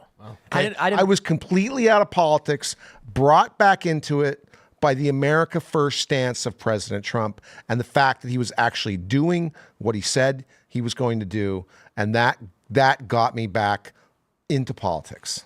That makes our movement so great. Like yourself, myself, Tim, Phil. I don't know how you were back in 2016 or whatnot, but like we were not like Republicans, like conservative back in the day. Now we're all about America first, best for America, the best, no wars, best jobs for America. Just make everything good for our country and our people who live here.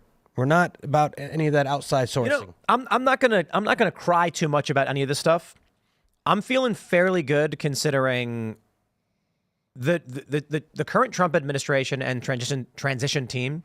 You got RFK Jr., you got Tulsi Gabbard, you got Elon Musk. Amen. There's too much pressure against the bad policies to make it as that prominent. I'm feeling fairly confident right now with the way things went that there's enough good people with lots of influence who are going to be on the phone in 2 seconds if they start playing games. You know, if Rubio gets in there and starts going real bad, I'm not saying he's going to be this libertarian anti-interventionist guy, but if they start pulling this Biden stuff with like Ukraine, there's going to be a lot of powerful and prominent people who helped Trump win who are going to be on the phone, and Trump's a guy who wants to keep his promises. And Trump doesn't want to be made to look like a liar. You know, another thing, there's a lot of people that very, very quickly throw the term like chicken hawk or warmonger or neocon around. There is legitimacy to using the military to intimidate other countries. 100%. Not saying that you should go to war, but the reason that Donald Trump got a lot of the concessions from other countries that he did that are historically adversaries was because he literally threatened war, literally threatened to bomb them. And everybody, when they hear the stories, they're like, "That's awesome, man!" When you hear the story about Donald Trump going to the Taliban leaders, showing the meeting, photograph of his house, right? He shows the picture, and everyone's like, "That's great." Right. Well, you have to be credible, right? Like you just because Kamala Harris and Joe Biden both said don't. Now everyone knows that the United States military has the capacity to do any number of things, right? But the question is, do the people have the will to do it, right? Do the people in charge, does the president have the will to order the strike? So there has to be credibility to any threat. And the idea of being like, oh, this guy's a warmonger, that guy's a warmonger, blah, blah, blah. Oh, if Marco Rubio comes in, then we're just going to be in every war, blah, blah, blah. The president is the executic. He is the commander in chief. Marco Rubio will not be making the decisions. He will not be making the decisions. Now, there's rumors. Now, Marco Rubio's just a rumor. We've heard rumors of people like Kash Patel at CIA and stuff like that. Yep. These people are not the same type of people as someone like Pompeo. They're not the same type of people as the current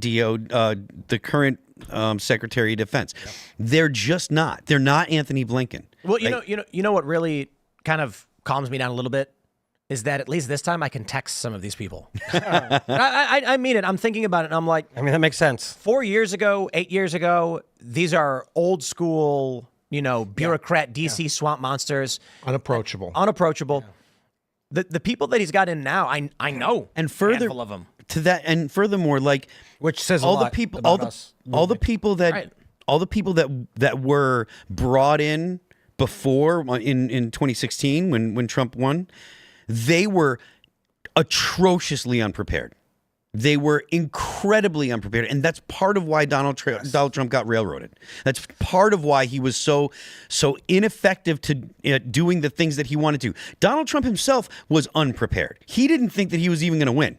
He said it himself. He didn't think he was going to win on election night. So the fact that Donald Trump has had 4 years to prepare for this. It's night and It's day a difference. total different thing. There are going to be people that he's going to bring in that the libertarians are going to say, that guy's a warmonger, blah, blah, blah. Because guess what? Everybody is a warmonger to the libertarians, okay? That's just the way they behave. That's just what they say. If you would think of using military force, then you're a warmonger. Then you're a war. Like there's a significant portion of the Libertarian Party that are unserious because they respond to everybody with the same thing. As long as we don't have Bolton and his mustache, I'm good. I don't want John Bolton's mustache either. As long as that's not happening, but the point that I'm making is there are going to be people that it is good. There are going to be, and this is a good Variety. thing, to have people that know how the government works.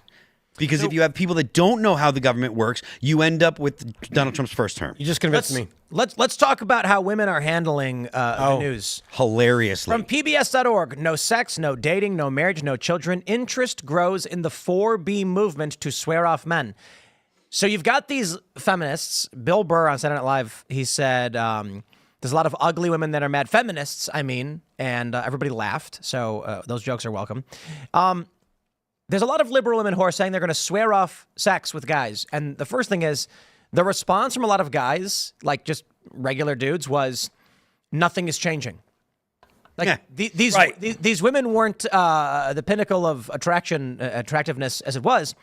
Then conservatives are coming out and they're going, no, wait, don't. This is the funny thing about whenever they do these movements, like we're going to boycott sex. It's like that's what conservatives are trying to get you to do. And then you're doing it. So if those aren't familiar, 4B stands for, it's 4 words in Korean that means sex, dating, marrying men, and having children. Young women on Instagram and TikTok are the primary demographic behind the recent surge. Quote, young men expect sex, but they also want us to not be able to have access to abortion. They can't have both. Young women don't want to be intimate with men who don't fight for women's rights. It's showing they don't respect us. Here's the funny thing. Among Gen Z women, Trump gained 11. I was surprised by He gained that. 11 points. right. So apparently this is a fringe minority position of degenerate women who are just like, we want irresponsibility. We want no responsibility. What's that? And then they're saying they're going on a sex strike with a bunch of guys who didn't want to be with them in the first place. And they're cutting their hair, some of them. Yeah, they're shaving their heads. They're getting tattoos. Yeah. The whores say no, but they act yes. Like they say, no, we don't want to listen to men. No, we don't want to do the things that the Puritans tell us. But then they go and act doing all of the things that the Puritans that say they don't want. All the religious people are like, don't be whores. They're like, we want to be whores, but just to piss you off, we're not going to be whores. Take a look at this. Young women under 30 shifted 11 points toward Trump in 2024. So that is not that Trump won young women. It's that he gained 11 points among them. He wasn't doing very well to begin with. But this idea then that these liberal women are like, no, men are against us. Like, actually, Trump's winning. Look, they can get on the internet and make all of the silly TikToks that they want to make. And they will. And they will. And we will make jokes about them. But if they're actually committed to this, good. We appreciate it. We don't want you guys having kids anyways, because you're just going to raise them wrong.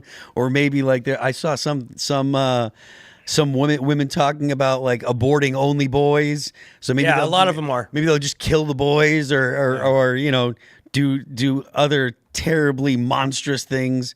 So just stay away from men. You're crazy anyways. Just stay away from men. Do you think they were even dating men to begin with? These blue-haired, 195,000-pound people. I mean, there's dudes. We used to have this guy that this guy was our. You call dating apps dating. No, it's not. There was this guy that was our guitar tech for half a tour, and he was a pile, a complete pile, right? Like, I don't think the guy even wore clean clothes. But when he would get on his phone to do like the dating apps, he would just do this. Like he was just swiping every single one of them, right? Like playing Tetris. Mass mailing. Yeah, and it was exactly just throwing the net as wide as possible. Those guys are the ones that these women are talking about. Those, if you're just like. Yeah. You know, anyone that's actively doing things to better themselves, that's not the guys they're talking about. I got bad news for these ladies. Oh, no. The movement's labeled transphobic and homophobic. It's Korean radical feminism, and the radical feminists in Korea don't consider trans women to be women, so they're transphobes. So all of these American women are transphobic. What will happen to the American women. What will happen to the trans bunch women of who have already transphobes. joined the movement and shaved their heads though? Now that's like there's no going back for them now. That's bad. The crazy thing is, Reap what you sow. this is actually really interesting. let me read this because this is really important for the history of the planet. The term 4B emerged in Korean feminist circles on Twitter around 2017 and 18 after a highly publicized 2016 murder of a woman by a man. The murderer said he did it because the women had ignored him. He was not charged with a hate crime. The first 4B groups articulated their principles in the Korean feminist wiki site FemiWiki, defined as the motto of a radical feminist, which means non-marriage, non-procreation, non-relationship, non-sex. They gave broader recognition on Twitter in 2019 through various feminist social media accounts. So what I was reading is that one of the things that causes this to bubble up is that South Korea is pushing natalism massively because they're having a population collapse. Yes. Massive. I think South Korea has like the lowest population fertility rates. And so they're coming out being like, dude, everybody, you need to have kids, otherwise the country will collapse. And so in response to this, with everything going on with the stories, it's what I read was not that it's the principal component, but it was that it was the underlying animosity that led to these women deciding that they were not going to reproduce. This is quite definitively behavioral sync. Do you guys know what that is? No. Mass formation psychosis? No, behavioral sync was when they took the rat utopia experiment. They put rats in a rat facility with unlimited food and water and said, we're going to watch and see what they do. And then when they want for nothing. Eventually, with no need to secure food or store food or whatever, their behavior started to go crazy. Rats became homosexual, outright. Some, they were called the beautiful ones, would only groom themselves and do nothing else. They would just groom all day. Their behaviors became aggressive and destructive. They stopped reproducing and eventually killed themselves. If the researchers took one of the rats that had been behaviorally manipulated and put it into a normal rat population, it would spread the bad behaviors. This stuff is exactly that. Humans have to have babies in order for there to be more humans later on, because humans are not immortal. But now you've got the left continually pushing these anti-natalist ideas. They're pro-abortion, they're pro-sterilization, and now they're outright saying 4Bs. They are based. What I think is going to happen is we are not isolated like the rats in these rat utopia experiments. We have a large culture through communications which pushes people to the brink, and they start engaging in behavioral sync. But the rest of us, we're humans. We can see this and understand it. Right. We say, hey, that's a bad thing. We're going to remove ourselves from this. These women, largely women and liberals, they're not going to have kids. So in 20 or 30 years, they are going to be in retirement homes, government funded, they'll keep voting for.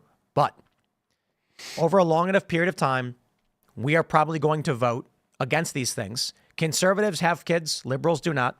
And the end result is going to be a bunch of 70-year-old cat ladies begging for government handouts, and they will have no family and no resources and no voting power. I feel like they hate themselves. Like they've been taught to. Yeah, they do. It's terrible. It's disgusting. And I don't like it. And sometimes I don't want to. I brought this up the other day. Someone I was talking to, like some of these women actually fear, off the 4B movement, but some of these ladies actually fear for their lives, like weirdness. They are scared that their rights are going to be taken away. And we heard about the guy who might have hurt himself and his family. A couple yesterday with the Minnesota, killed his ex-wife. Yeah. You know, I worry about them people. I don't worry about these 250-pound bald ladies, but the more of the mindset of getting to the folks that actually hurt their brains and ruin their lives is what I that's not good. The rhetoric against the conservative movement is so so at some point so exaggerated that if they latch on to the criticisms that everything it's just going to be like Project 2025 is going to do this and it's going to be that, and you're going to be forced to have babies. And if they're latching on to that type of rhetoric, which is wrong and they're perceiving it as correct. And yeah, I mean, I don't want people to be in this position to feel this way, but it's even worse if they're getting there because of propaganda. And maybe it's what you're talking about. It sounds like, Elon talks about the woke mind virus. This is like another type of mind virus. Not darker. I think it's similar. It's related. I think the issue may be that with mass media, you go back to how humans used to operate, and the women hung out with women and the men hung out with men, and there was no mass monoculture, no broadcast towers. Correct. What I see now is most media is male. So movies are male, and this, you can call it the patriarchal, whatever you want. But this is why, I noticed this when I was watching some of these conspiracy videos, the way a lot of these women were talking about the election. I was like, it's kind of funny. They're talking like dudes. Notably, without being too crass, when women are making vulgar comments, the comments they make are from a male perspective. So without being crude or crass, I'm not going to repeat them, but they say things that guys say that are like locker room talk. Locker room talk. Women are repeating things they hear from media that come from men, and they're behaving like men. And I've said for a while that feminism is destroying femininity because it is continually telling women to be like men. Yes. I'll give you a simple example outside of women on X talking like guys would talk. It's movies where the main character is a female, punching bad guys and acting like as if she was a guy. Women can fight. They've got MMA and stuff like this. But it's just interesting that every single piece of media where they're like, we're going to make a female lead, she's still doing overtly masculine roles. And women got really angry, feminists, I should say, with the idea that there was a male and a female role. And now what I think we're seeing with all this stuff is the natural conclusion of radical feminism in isolating themselves from natural biology. And I got no beef with it. Like, if they don't want to have kids, they don't have to. I don't care. They can do whatever they want. Sure. But there's a reality here. They won't have kids. Their ideas will leave when they leave this earth. They will eventually lose voting power. And there are going to be a lot of cat ladies living in shelter homes. Is this a fifth wave feminism? Have we hit that spot? I don't think so, no. No? I don't know. Just throwing it out there. I'm just saying, like, people on the right have kids. They're having more kids. And people on the left are not, or they're aborting their kids. Honestly, I also think that, we're seeing a little bit of it on social media right now. I can't believe it's really that widespread. I can't believe that the people who are into this 4B stuff are. Oh, that's a good call. I disagree. You think there's? I'm not saying that's millions of women doing it, but you look at that CNN clip where the guy's like, "Stop saying boys," and he's like banging on the table. This is where people are getting their information from. Millions of people who are over 67. That's where they're consuming their information. So it's not necessarily that young people are watching CNN or anything like this, but they are downstream from the hoaxes, as Greg Gutfeld was saying. So when you look at the people who are willing to vote for a Democratic Party that wants to sterilize children, they're in it. They're entrenched in it. 74 million people voted for Kamala Harris. Name one policy she has. I mean, come on. I read this stuff all day, every day, and I can only give you surface level platitudes because she never actually articulated a real plan. It was Orange Man bad. And so how did 74 million people... Look, I had someone ask me today, not a conservative, how is Trump going to make the price of butter go down? How does that make sense? Because butter out here is $7.50. And I said he's going to deregulate the energy sector. Namely, the shutting down of the Keystone Pipeline caused mass speculation and fear that we would not have supply to meet demand in 5 years. When Trump reopens Keystone Pipeline, brings fracking back, we're going to see a surplus in energy. Surplus in energy means the price of energy goes down. That means transport at every level, from the farm to bringing the cows there, to bringing the cows there, to getting the machinery, to get the milk, to send the milk to the processing plant. All of that goes down. Butter goes down after the fact. So here at $7.50, I think you could reasonably get it down to $5 really quickly with energy deregulation and mass production of oil and oil exploration in this country. But Trump said all that. And Trump can say that and we go, yeah, no, I understand that. Joe Biden banned fracking on public lands and he shut down the Keystone Pipeline. That was really, really bad for energy in this country. What did Kamala Harris say? I'm going to stop price gouging. That's not going to change that they're on 1% to 2% margins already. Right. There's no plan there. It means nothing. And 74 million people said, I'm voting for that. Stopping price gouging is just more I don't warfare. want to deviate into the prices. I want to bring it back to, so when we're talking about women who are like, I'm going to 4B and do all of these things, this is where Democrats get their news from random women on TikTok complaining and making no sense. Now, people on the right largely get their news from podcasts, talk radio kind of personalities, Fox News and things like this. It's disparate.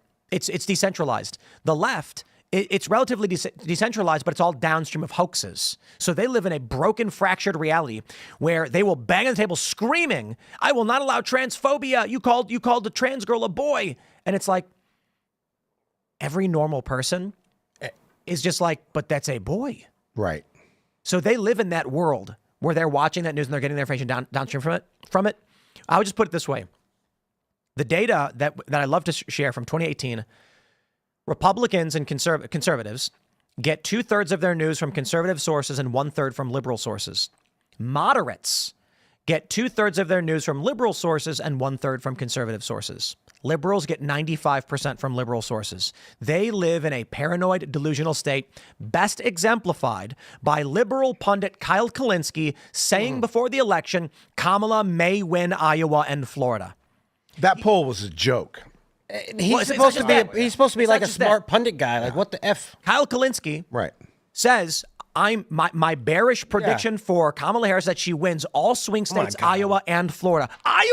Iowa's been trending. Listen, the reason that's so psychotic and why I would say it's the perfect example of these people losing their minds is that Iowa over the past 10 years has continually just become more Republican.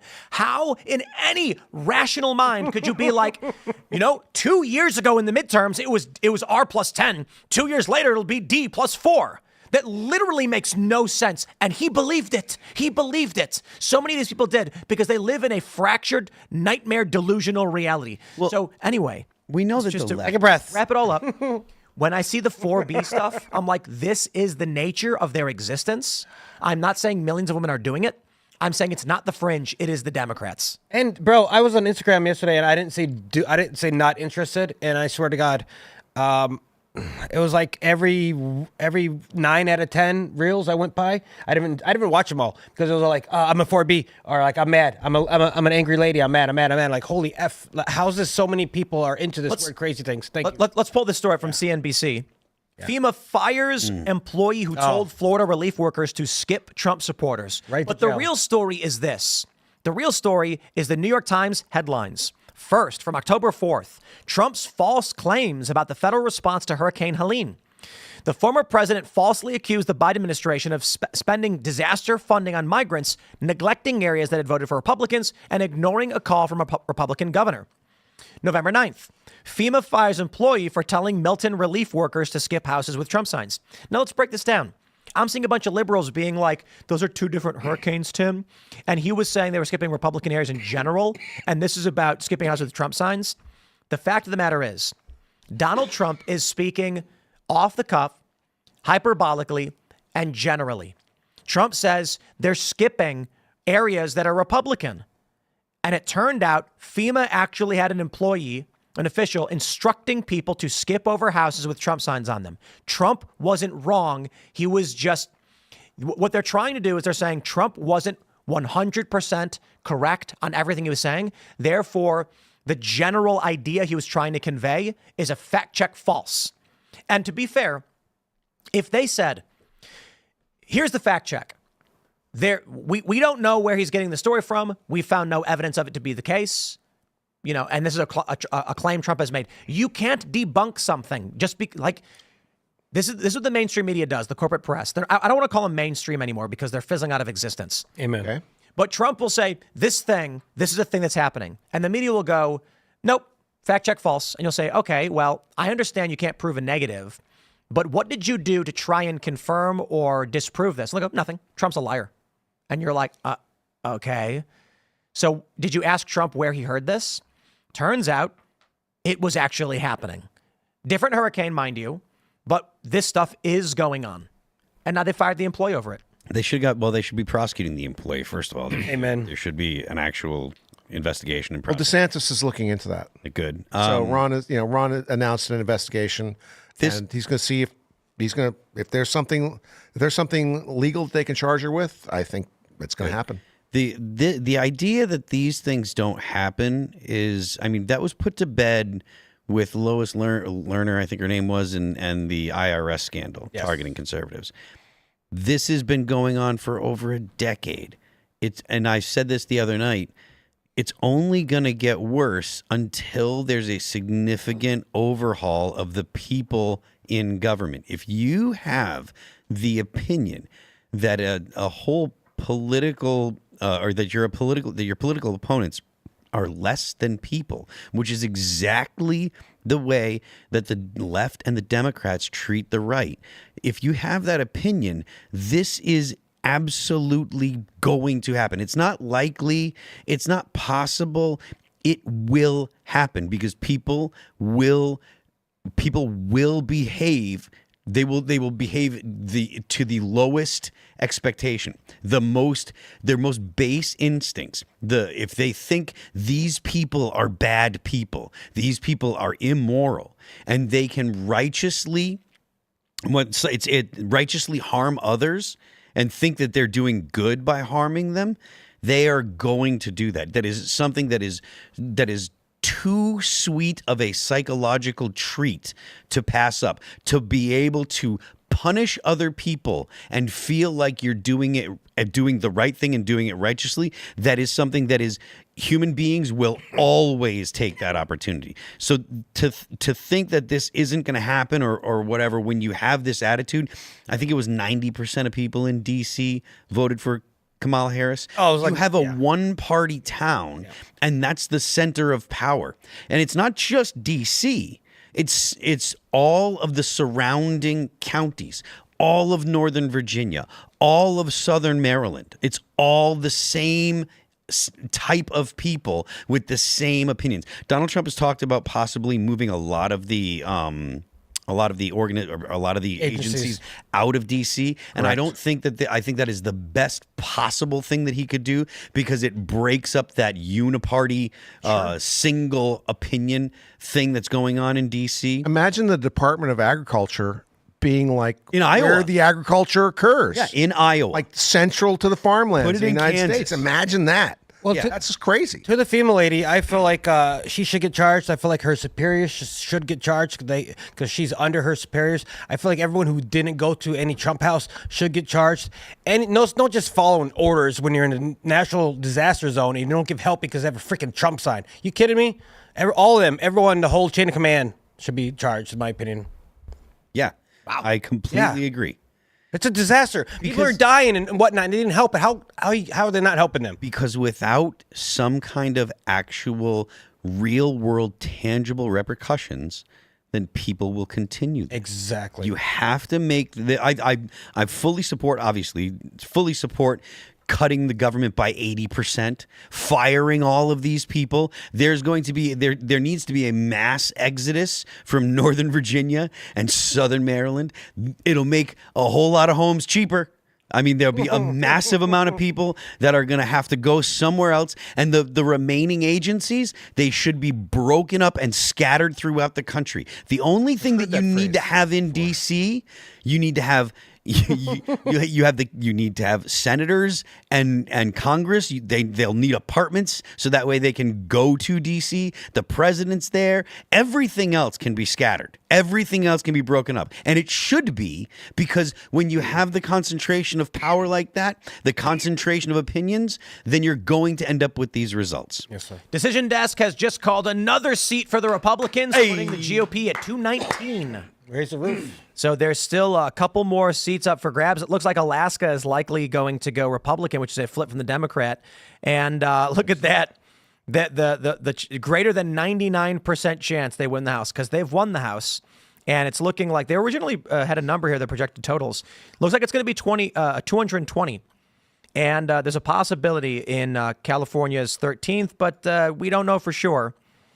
Yeah. I don't know if we think this is gonna go. We'll see what happens. But there you go, man. So we'll see.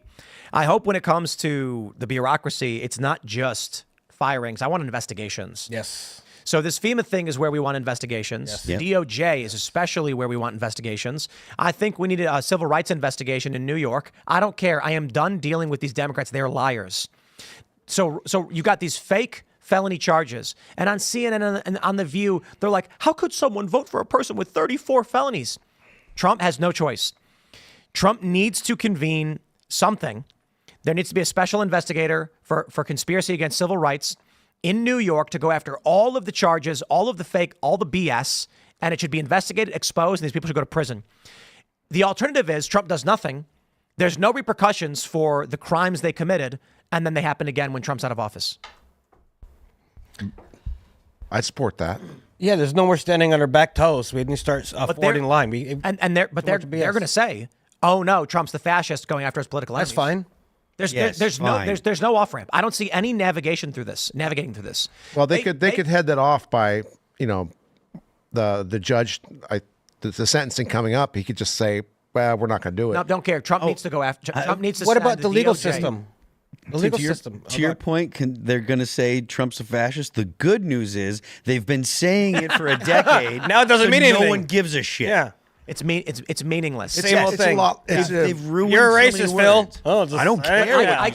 Same thing. I guarantee you that the Krasensteins know the 34 felony charges have no underlying crime. Of course they know. They know that. They're not dummies. This is the issue with. You want to know why Democrats lose? They lose because, as Greg Gutfeld said, their whole news cycle is downstream from hoaxes, and once you see through one, that's it. There's no going back. Amen. So when you're looking at Trump being charged with felonies, they're hoping morons who don't pay attention are going to keep believing it. The moment you say, "Hey, look, there's no underlying crime," they go, "Huh? What was he charged with? A misdemeanor? But it's 34 felonies. Sure, but the crime they charged him with is a misdemeanor, so they made up the felonies." Huh? Look it up. Look, I say this story a lot. He got a loan. He paid it back. Whoa. They made money. Everybody was happy. Well, the civil fraud charge was the civil fraud. They claimed that he said that his one of his suites was 30,000 square feet when it was 10,000. That's fraud. He lied about the size of the building, of the space, to get a loan. Use that loan as collateral to invest. Therefore, fraud. The only problem? All of these liability and asset disclosures packets have disclosures, and the bank that lent the money said, yes, Trump included a disclosure that stated these numbers may be incorrect, and the bank is required to do their due diligence to make sure the numbers are correct. They then said, after reviewing his documents, we did disagree, and we revised them. He agreed to the lower amount, the lower loan, so basically Trump says, here's my property. The numbers may be off. They looked at it and said, your numbers are off. We're not going to give you the money you want, but we will give you some money. And Trump went, sounds good to me. And then went, fraud. So that's the fraud charge. Trump has to. If he doesn't, I'm going to be so pissed off, because this is the one that matters the most. Do we have equality under the law, or are we going to let rogue elements in New York do whatever they want and burn this country to the ground? I say no. I say no. I say no. So I do have one more. We're going to go to Super Chats, but before I do, I want to give a shout out to Scottie Pippen. Scottie Pippen? Scottie Pippen, who wants to read it? Basketball player? Satoshi Nakamoto visited me in my dream last night and predicted that Bitcoin would be at $84,650 on November 5th, 2024. Not financial advice. This was posted September 3rd. And everybody was making fun of him. Really? Bro is cooked, LMAO. They're like, okay, dude, he did not appear in your dreams. The current Bitcoin price on November 11th is $88,258. Where clearly Scottie Pippen is wrong. Yo, Scottie Pippen's a bull. He's a wrong. champion. It's 88. He's Yep, Scottie Pippen. and it was 79,000. That's hilarious. On November 5th, it was not that high. So let's do. Basketball champs are in the Bitcoin, gents and ladies. Yeah, no.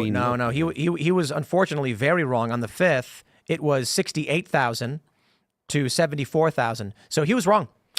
He was wrong. He was pretty close. He was directionally correct. But here's Directionally the point. correct. Eric Balchina says, dude got destroyed in the comments, but take all the sell-side research, newsletters, and TV pundits this year, and I can't recall any of them coming closer than this to nailing a call. Yep. That's awesome. Scottie Pippen being like, he visited me in my dreams. Absolutely amazing. All right, everybody, we're going to go to Super Chats. So if you haven't already, would you kindly smash that like button, share the show with everyone you know. Head over to timcast.com and click Join Us to become a member. Why? You want to get involved? You want to be a part of the movement? You want to figure out what's step one? On our Discord server, there are tens of thousands of people who are hanging out.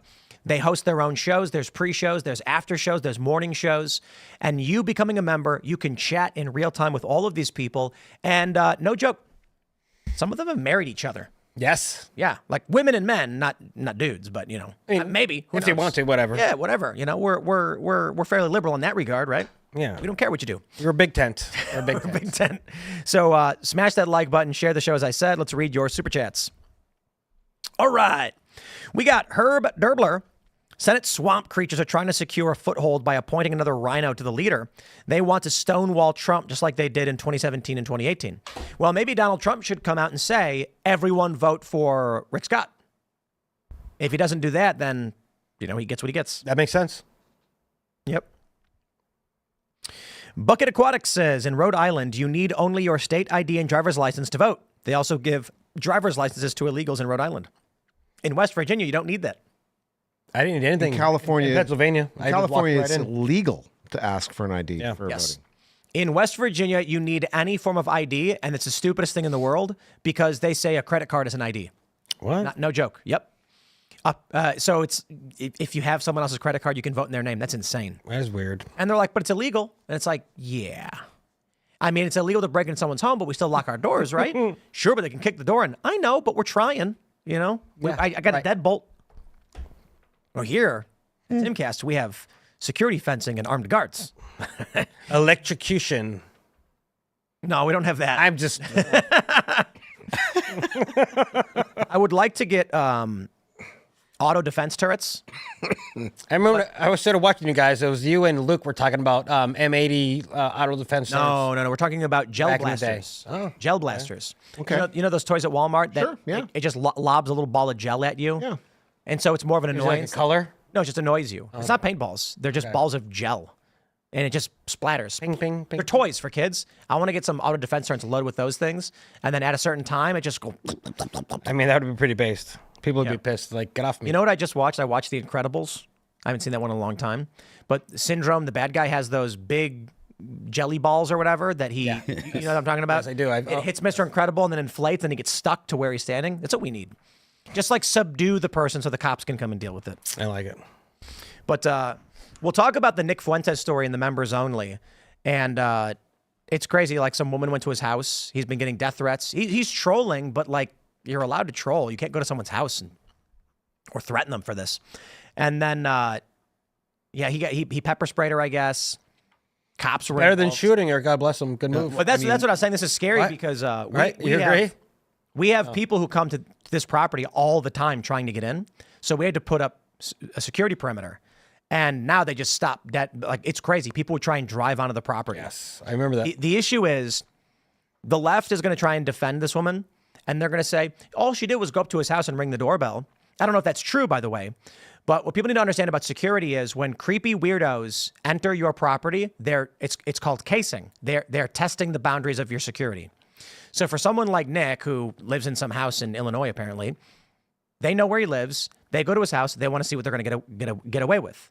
If they can go up and ring the doorbell and nothing happens, then the next time someone's going to do something a little bit more. So I'm not saying anything else as to what went on with him and what he should or shouldn't have done. We'll talk about that in the members only show. I'm just saying, do not come here.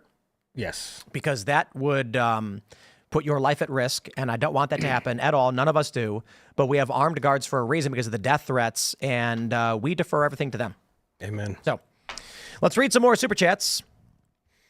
Kay Spencer Jones says, Seattleman just killed her dad with an ice axe after election meltdown. Another What? one? Another? Jeez, guys. Is that true? What do you mean another one? The guy in Minnesota killed his family and friends because of Trump won. When? Yesterday. Oh. Was it yesterday, Phil? I believe it was yesterday. Seattle argument about People are going lights? crazy, bro. It's insane. Like, I feel bad First for the degree- retarded women who were First sorry. de- Yeah, go ahead. First degree murder. Yeah. After what authorities describe as a violent attack at their home on November 5th. Yeah. They say Burke and her father began arguing after he insisted on keeping lights on and then decided she needed to do something about her father. Oh. She grabbed an ice axe. This is not a stable individual. Wow. And so it says it was over election stuff?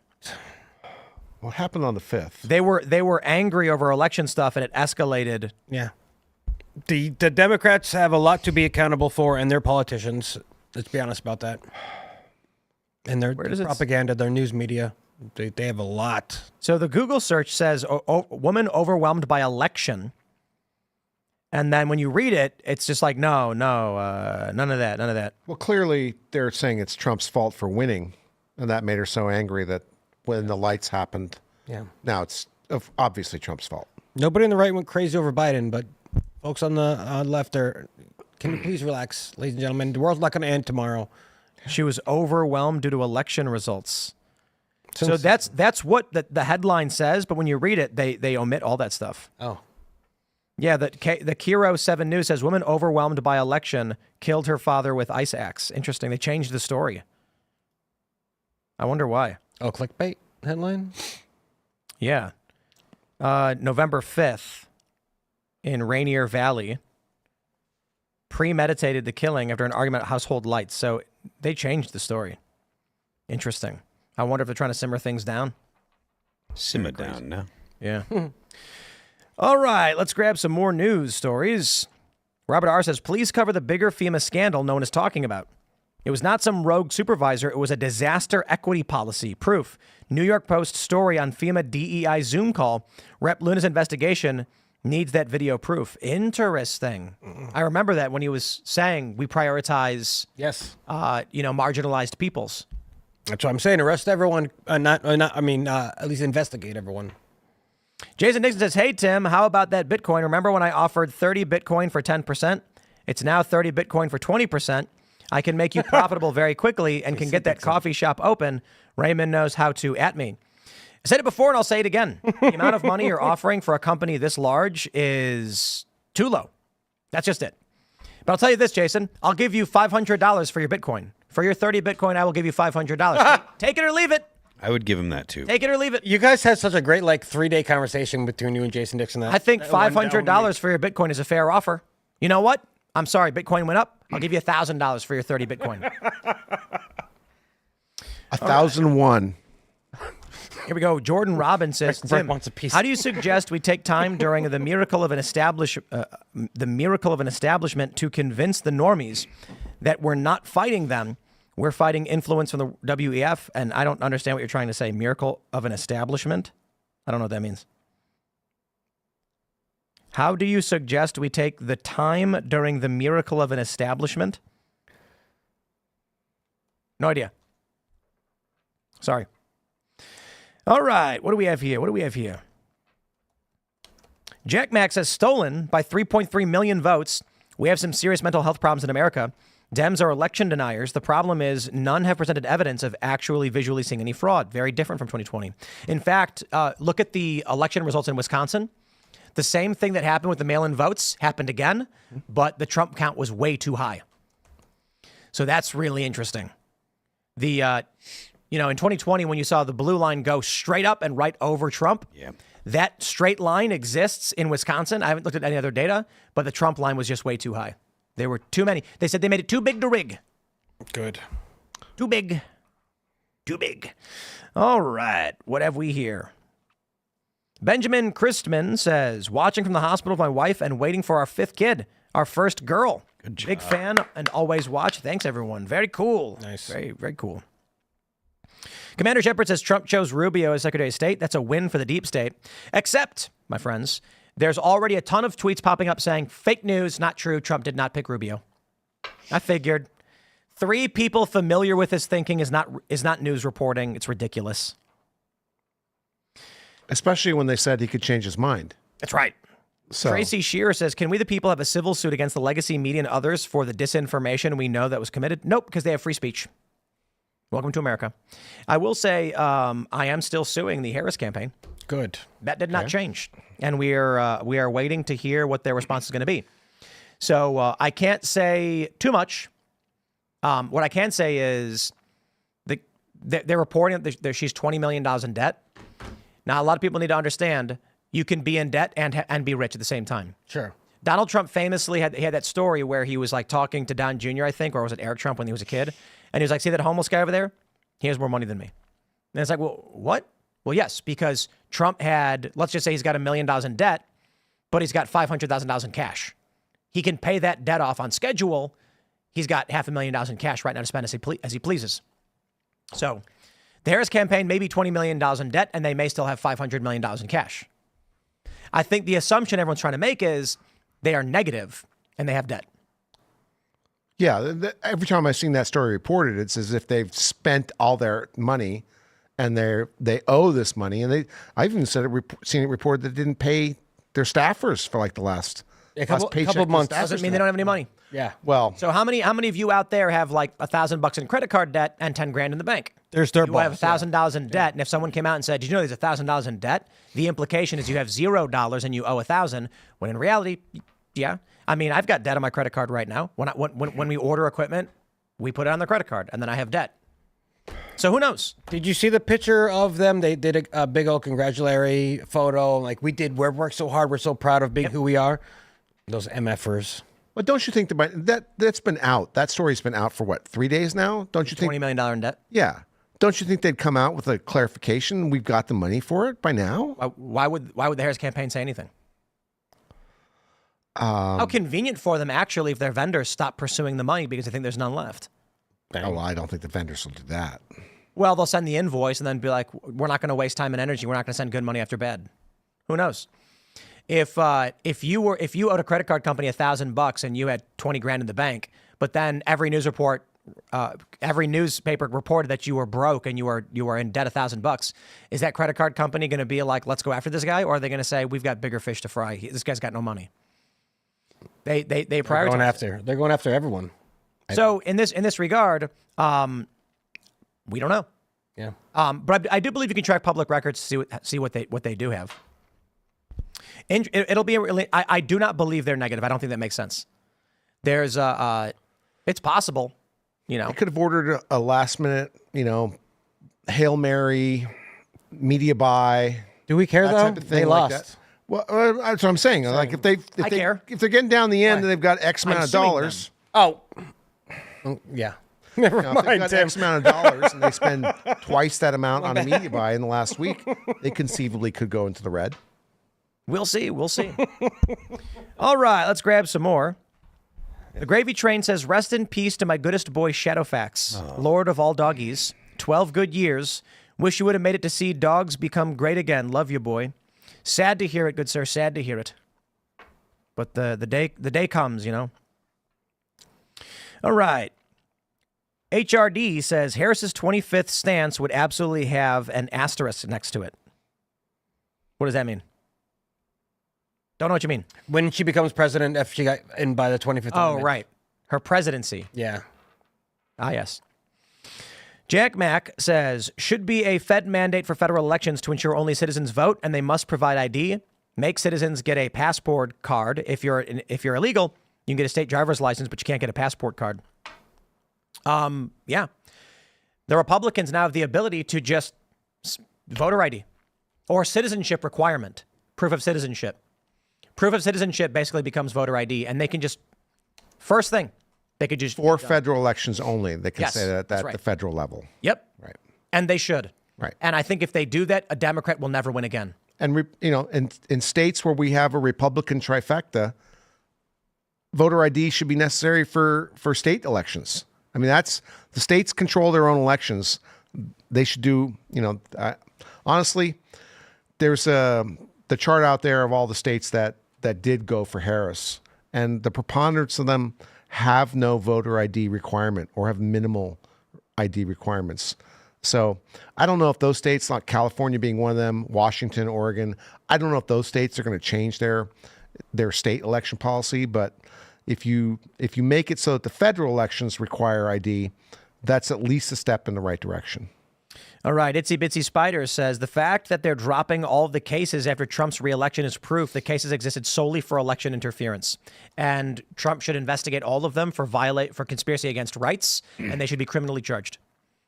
Like the documents case, Jack Smith I believe he should go to jail, prison. No, I'm not kidding.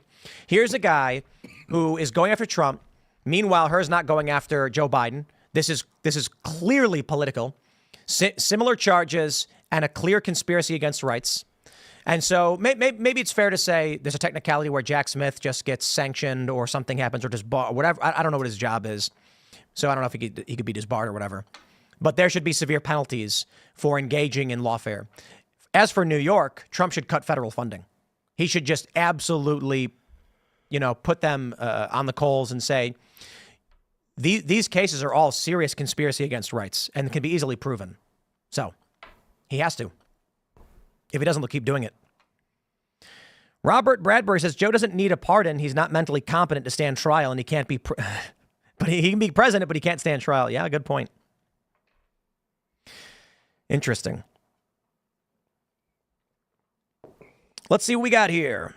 Fluffy Fox says, only good thing if Kamala becomes president for a month is there can be no more first female president arguments. As a woman, get the DEI out of our system. How brutal would it be if they actually did this? And isn't that, who said this? Gerald Ford or someone? Someone said the first female president will be a VP who will step in for the president, and that's how it'll happen. I don't know the name, but I remember watching the video of someone saying that. Yeah. Maybe Joe does it. There's a funny meme where it's like Kamala loses, and they're like, yes, but Kamala, you still have time to do all the things you said you were going to do. You got 2 weeks. And she's not going to do anything. It's true. And that would be such a lose for women. I feel like if they really care about women becoming president, that would be a terrible thing for them. They'd be like, well, okay, we get 2 weeks because a dude fell out. No, but no real woman wants that. It would be terrible. Yeah, it's just, yeah. All right. Katrina Miles says, I think Trump should say, if you tell us where the kids are, then I will not go after Biden or Kamala for the lawfare. Oof. 325,000 of them? How many do we need to know about? Missing every year? Well, that's the number of unaccounted minors that came across the border in the Harris Biden administration. 325,000. That's so crazy. Christina says, Toon is my senator. We don't know how he keeps winning. He lives in Washington, D.C. He doesn't support South Dakota ideals. Trump should reform all that stuff, but the Republicans are going to block it because they're all in on the take. He should, like you said, he should say who he wants, and then we'll, I guess. It's the only way to do it. All right. What is this? Lick My Glass says, during the debate, Joe seemed way more off than usual. Has anyone ever considered he was drugged? Oh, they gave him a downer so that he would flub the debate? That makes sense. They wanted him to stay in. You can only take so many uppers. Wow. It's possible. Yeah. It's possible they sabotaged him by not giving him his usual cocktail. No, they wanted him to be the guy, and his performance in the debate caused a panic.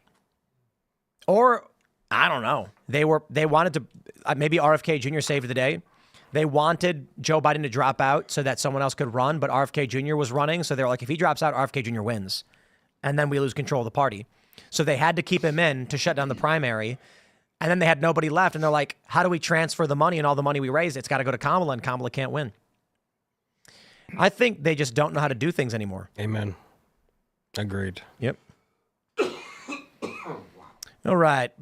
Brett says, I always thought Bricksuit was Gavin McInnes until tonight. Damn, I'm stupid. Hey, here's the beard identification guide, okay? Gavin McInnes has full side beard. So he's going to have a beard here. He is going to have the twist up like that. So he's going to have full side beard. And Seb Gorka doesn't have the twist. His just goes straight down. And then, let's see. When I walked in today, I wasn't sure I had to ask before I met you. There's one other beard I'm trying to remember. It's Paul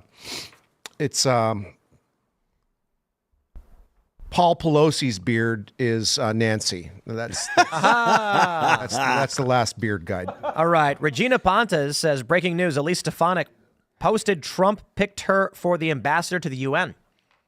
That's good. Does that mean, what do they do? Do they appoint someone to the seat at the state level? I believe I believe it'll be appointed by probably the legislature. Special election? Sometimes it stays vacant until there's an election. That's bad. So you have to look into it, and we don't and it want can to depend. It could depend on how much time is left in the seat. So obviously, she just won, so they're probably going to have a special election, given that there's, 2 years left in her term, effectively. David DeHart says Trump should promote Tulsi Gabbard to Army General. She's a colonel now. Wow, that's lieutenant. yes. Well, she's a lieutenant colonel. He should just promote her straight up and be like, here you go. In 2017, Tulsi Gabbard was one of the first elected Democrat officials to go visit with President Trump at the White House. Yep. And they got so mad. They were just livid about it. And, you know, She doesn't get any I free still rides. think that there's something for her in an official position in the administration. I'm just waiting to see what she gets named for, because I think she's such a tremendous asset. And I've seen her speak at several rallies, and of course other places as well. But I think that there's a contribution that she can make. But that's not America if you just promote her for not earning it. It's not very No. Just saying, to the super chatter. To a certain degree, it's political. Yeah. That's what I was talking to General Flynn about on Friday. I said, did you have to navigate politics in order to get the promotions? And he was like, what are you saying? Did I have to kiss ass? And I was like, yes. Did you have to kiss ass to get promoted? And he's like, no, not really. You know, but you know, there's obviously being a good team player and working with people, but. I mean, I'll take her. I like the rules. All right. One evil chef says, I forget if it's a 1099K or P, but there's actually a tax form from the IRS for reporting profit from illicit or illegal means without self-reporting yourself. Basically, the IRS doesn't care if you're a criminal. I know they actually have there's a paragraph where it's like all income, even if ill-gotten or done through illegal means, must be reported. And, you know, they're just like, dude, you can break the law and make money, but you got to pay your taxes on it. That's more important. Mauricio says, sounds like the four olds with extra steps. A little more extreme than the four olds. You know? Jack May says, here's a thought, ladies. Use preventative measures like birth control, then no abortions. And please stop calling it reproductive rights. Aborting a pregnancy is the opposite of reproduction. Indeed. The left uses phony names, or they use terminology incorrectly to Trick stupid people. Yeah, well, that, and to smooth over for themselves too, because like women don't want to think that they're like most women don't actually want to think that they're killing a baby. That is something that will cause massive cognitive dissonance in themselves, because they'll think, oh, I'm a good person. Good people don't murder babies. I'm not murdering a baby. I'm using health care. It's reproductive health. And et cetera. It's all just a cover for what they're actually doing. That's why they get so frustrated and so angry when you say, well, you're killing a baby. You're killing an unborn baby. It's simple to say, it's completely fine for someone to say, well, that man that shot that woman killed her and her baby because her baby was, in her stomach. And they'll say that. But when it comes to a woman deciding to kill the baby, then they can't articulate it that way, then because of the cognitive dissonance. And to be honest with you, the fact that the right ceded that linguistic territory was the beginning of a massive problem with the argument. Yeah. And then there was Lance from the Surfs when he said, yeah, I asked him, can a woman, get an abortion? It's like, it's her body. She can do whatever she wants. And I was like, can she do meth? And he was like, well, no, because that would intentionally kill the baby. And I was like, wait a minute. Wait a minute. Hold on there. Yeah, that's classic. That was good. That's classic. That'll be around forever, for a long time. I wasn't trying to get him. I was like, so what do you think about a woman doing drugs when she's pregnant? He's like, no, that one's bad. Why? Okay. Well, yeah, because it intentionally kills the baby. Wait. Like, what do you think an abortion is? It's that cognitive dissonance where it's like, oh, wait a minute. The thing that I thought about myself is clearly false. Yes. Well, it's not limited to that subject. No, either, of course, because we see it in Inflation Reduction Act. We see it in sanctuary cities. Who doesn't want your city to be a sanctuary? The term democracy. It's basically sanctuary city is a zone where federal laws can be broken at will. It's basically lawlessness. They do it with the word democracy. The democracy is only for them. It's not for other people that don't. Their democracy. Yeah, it's their democracy. It's not everyone's democracy. They're actually saying people that think like us. That's why even though Trump clearly won in a democratic fashion as well as with the Electoral College, they're still calling a threat to democracy. He'll be a threat to our democracy. All right, Blazing Doctor. He says, I've watched since I was 15 and I've never chatted in. I just had a rough birthday, and it would make it so much better to hear some birthday wishes from the crew. I listen to every show, and I love you guys. Happy birthday, Blazing Doctor. May you have many more birthdays to come and great fortune in your future. Happy birthday, Blazing Doctor. You fucking rock. I swore at the end. Happy birthday, BD. There you go. What is up? All right, we'll grab one more here from Pat and the Cats. Tulsi Gabbard for Defense Secretary. Well, I hope she gets a good spot. That would be great. For the rest of you can smash the like button, share the show with everyone you know. That's what you got to do. I mean it. You to say, hey guys, this show is great. We're going to watch it. Put it on your TV. We have a TV app you can download now, and we're working on so much more. Go to timcast.com right now and click join us. Become a member for 2 reasons. First, the Discord server. If you want to figure out how to get involved, be a part of the movement, whatever it may be, we got a massive server where you can hang out with tens of thousands of people who are talking about all this stuff all day, every day. You'll meet people. Some people actually got married. And I'm not even exaggerating. Like, they met in the Discord and they ended up getting married. I know who they are, yeah. It's kind of crazy. And but some people just make friends, and someone might be like, oh, dude, I live super close. And then you can go. This is what it's all about. The Founding Fathers met in bars and pubs to share their ideas. We're starting with the digital space. We've got plans for coffee shops. We're getting real close to launching a bunch all across the country. So go to timcast.com. But also, that members-only show is coming up in about a minute, and it gets a little spicy. Not so family-friendly, but always fun and funny. You can follow me on X and Instagram at Timcast. Bricksuit, do you want to shout anything out? Yeah, best place to follow me is on X. It's at brick_suit. So it's got that little dash on it. Brick suit. You can follow me. My name is Raymond G. Stanley Jr. on X at Raymond G. Stanley, not the Jr. Yeah, Discord is beautiful tonight. And the after the after show, we're having the After Dark show. It's Marine Monday. Myself and Slicker be hosting tonight. When I get back to where I'm getting to, he'll start off. I'll catch up to him. So also happy Marine Corps birthday yesterday, and happy Veterans Day, Mr. Phil.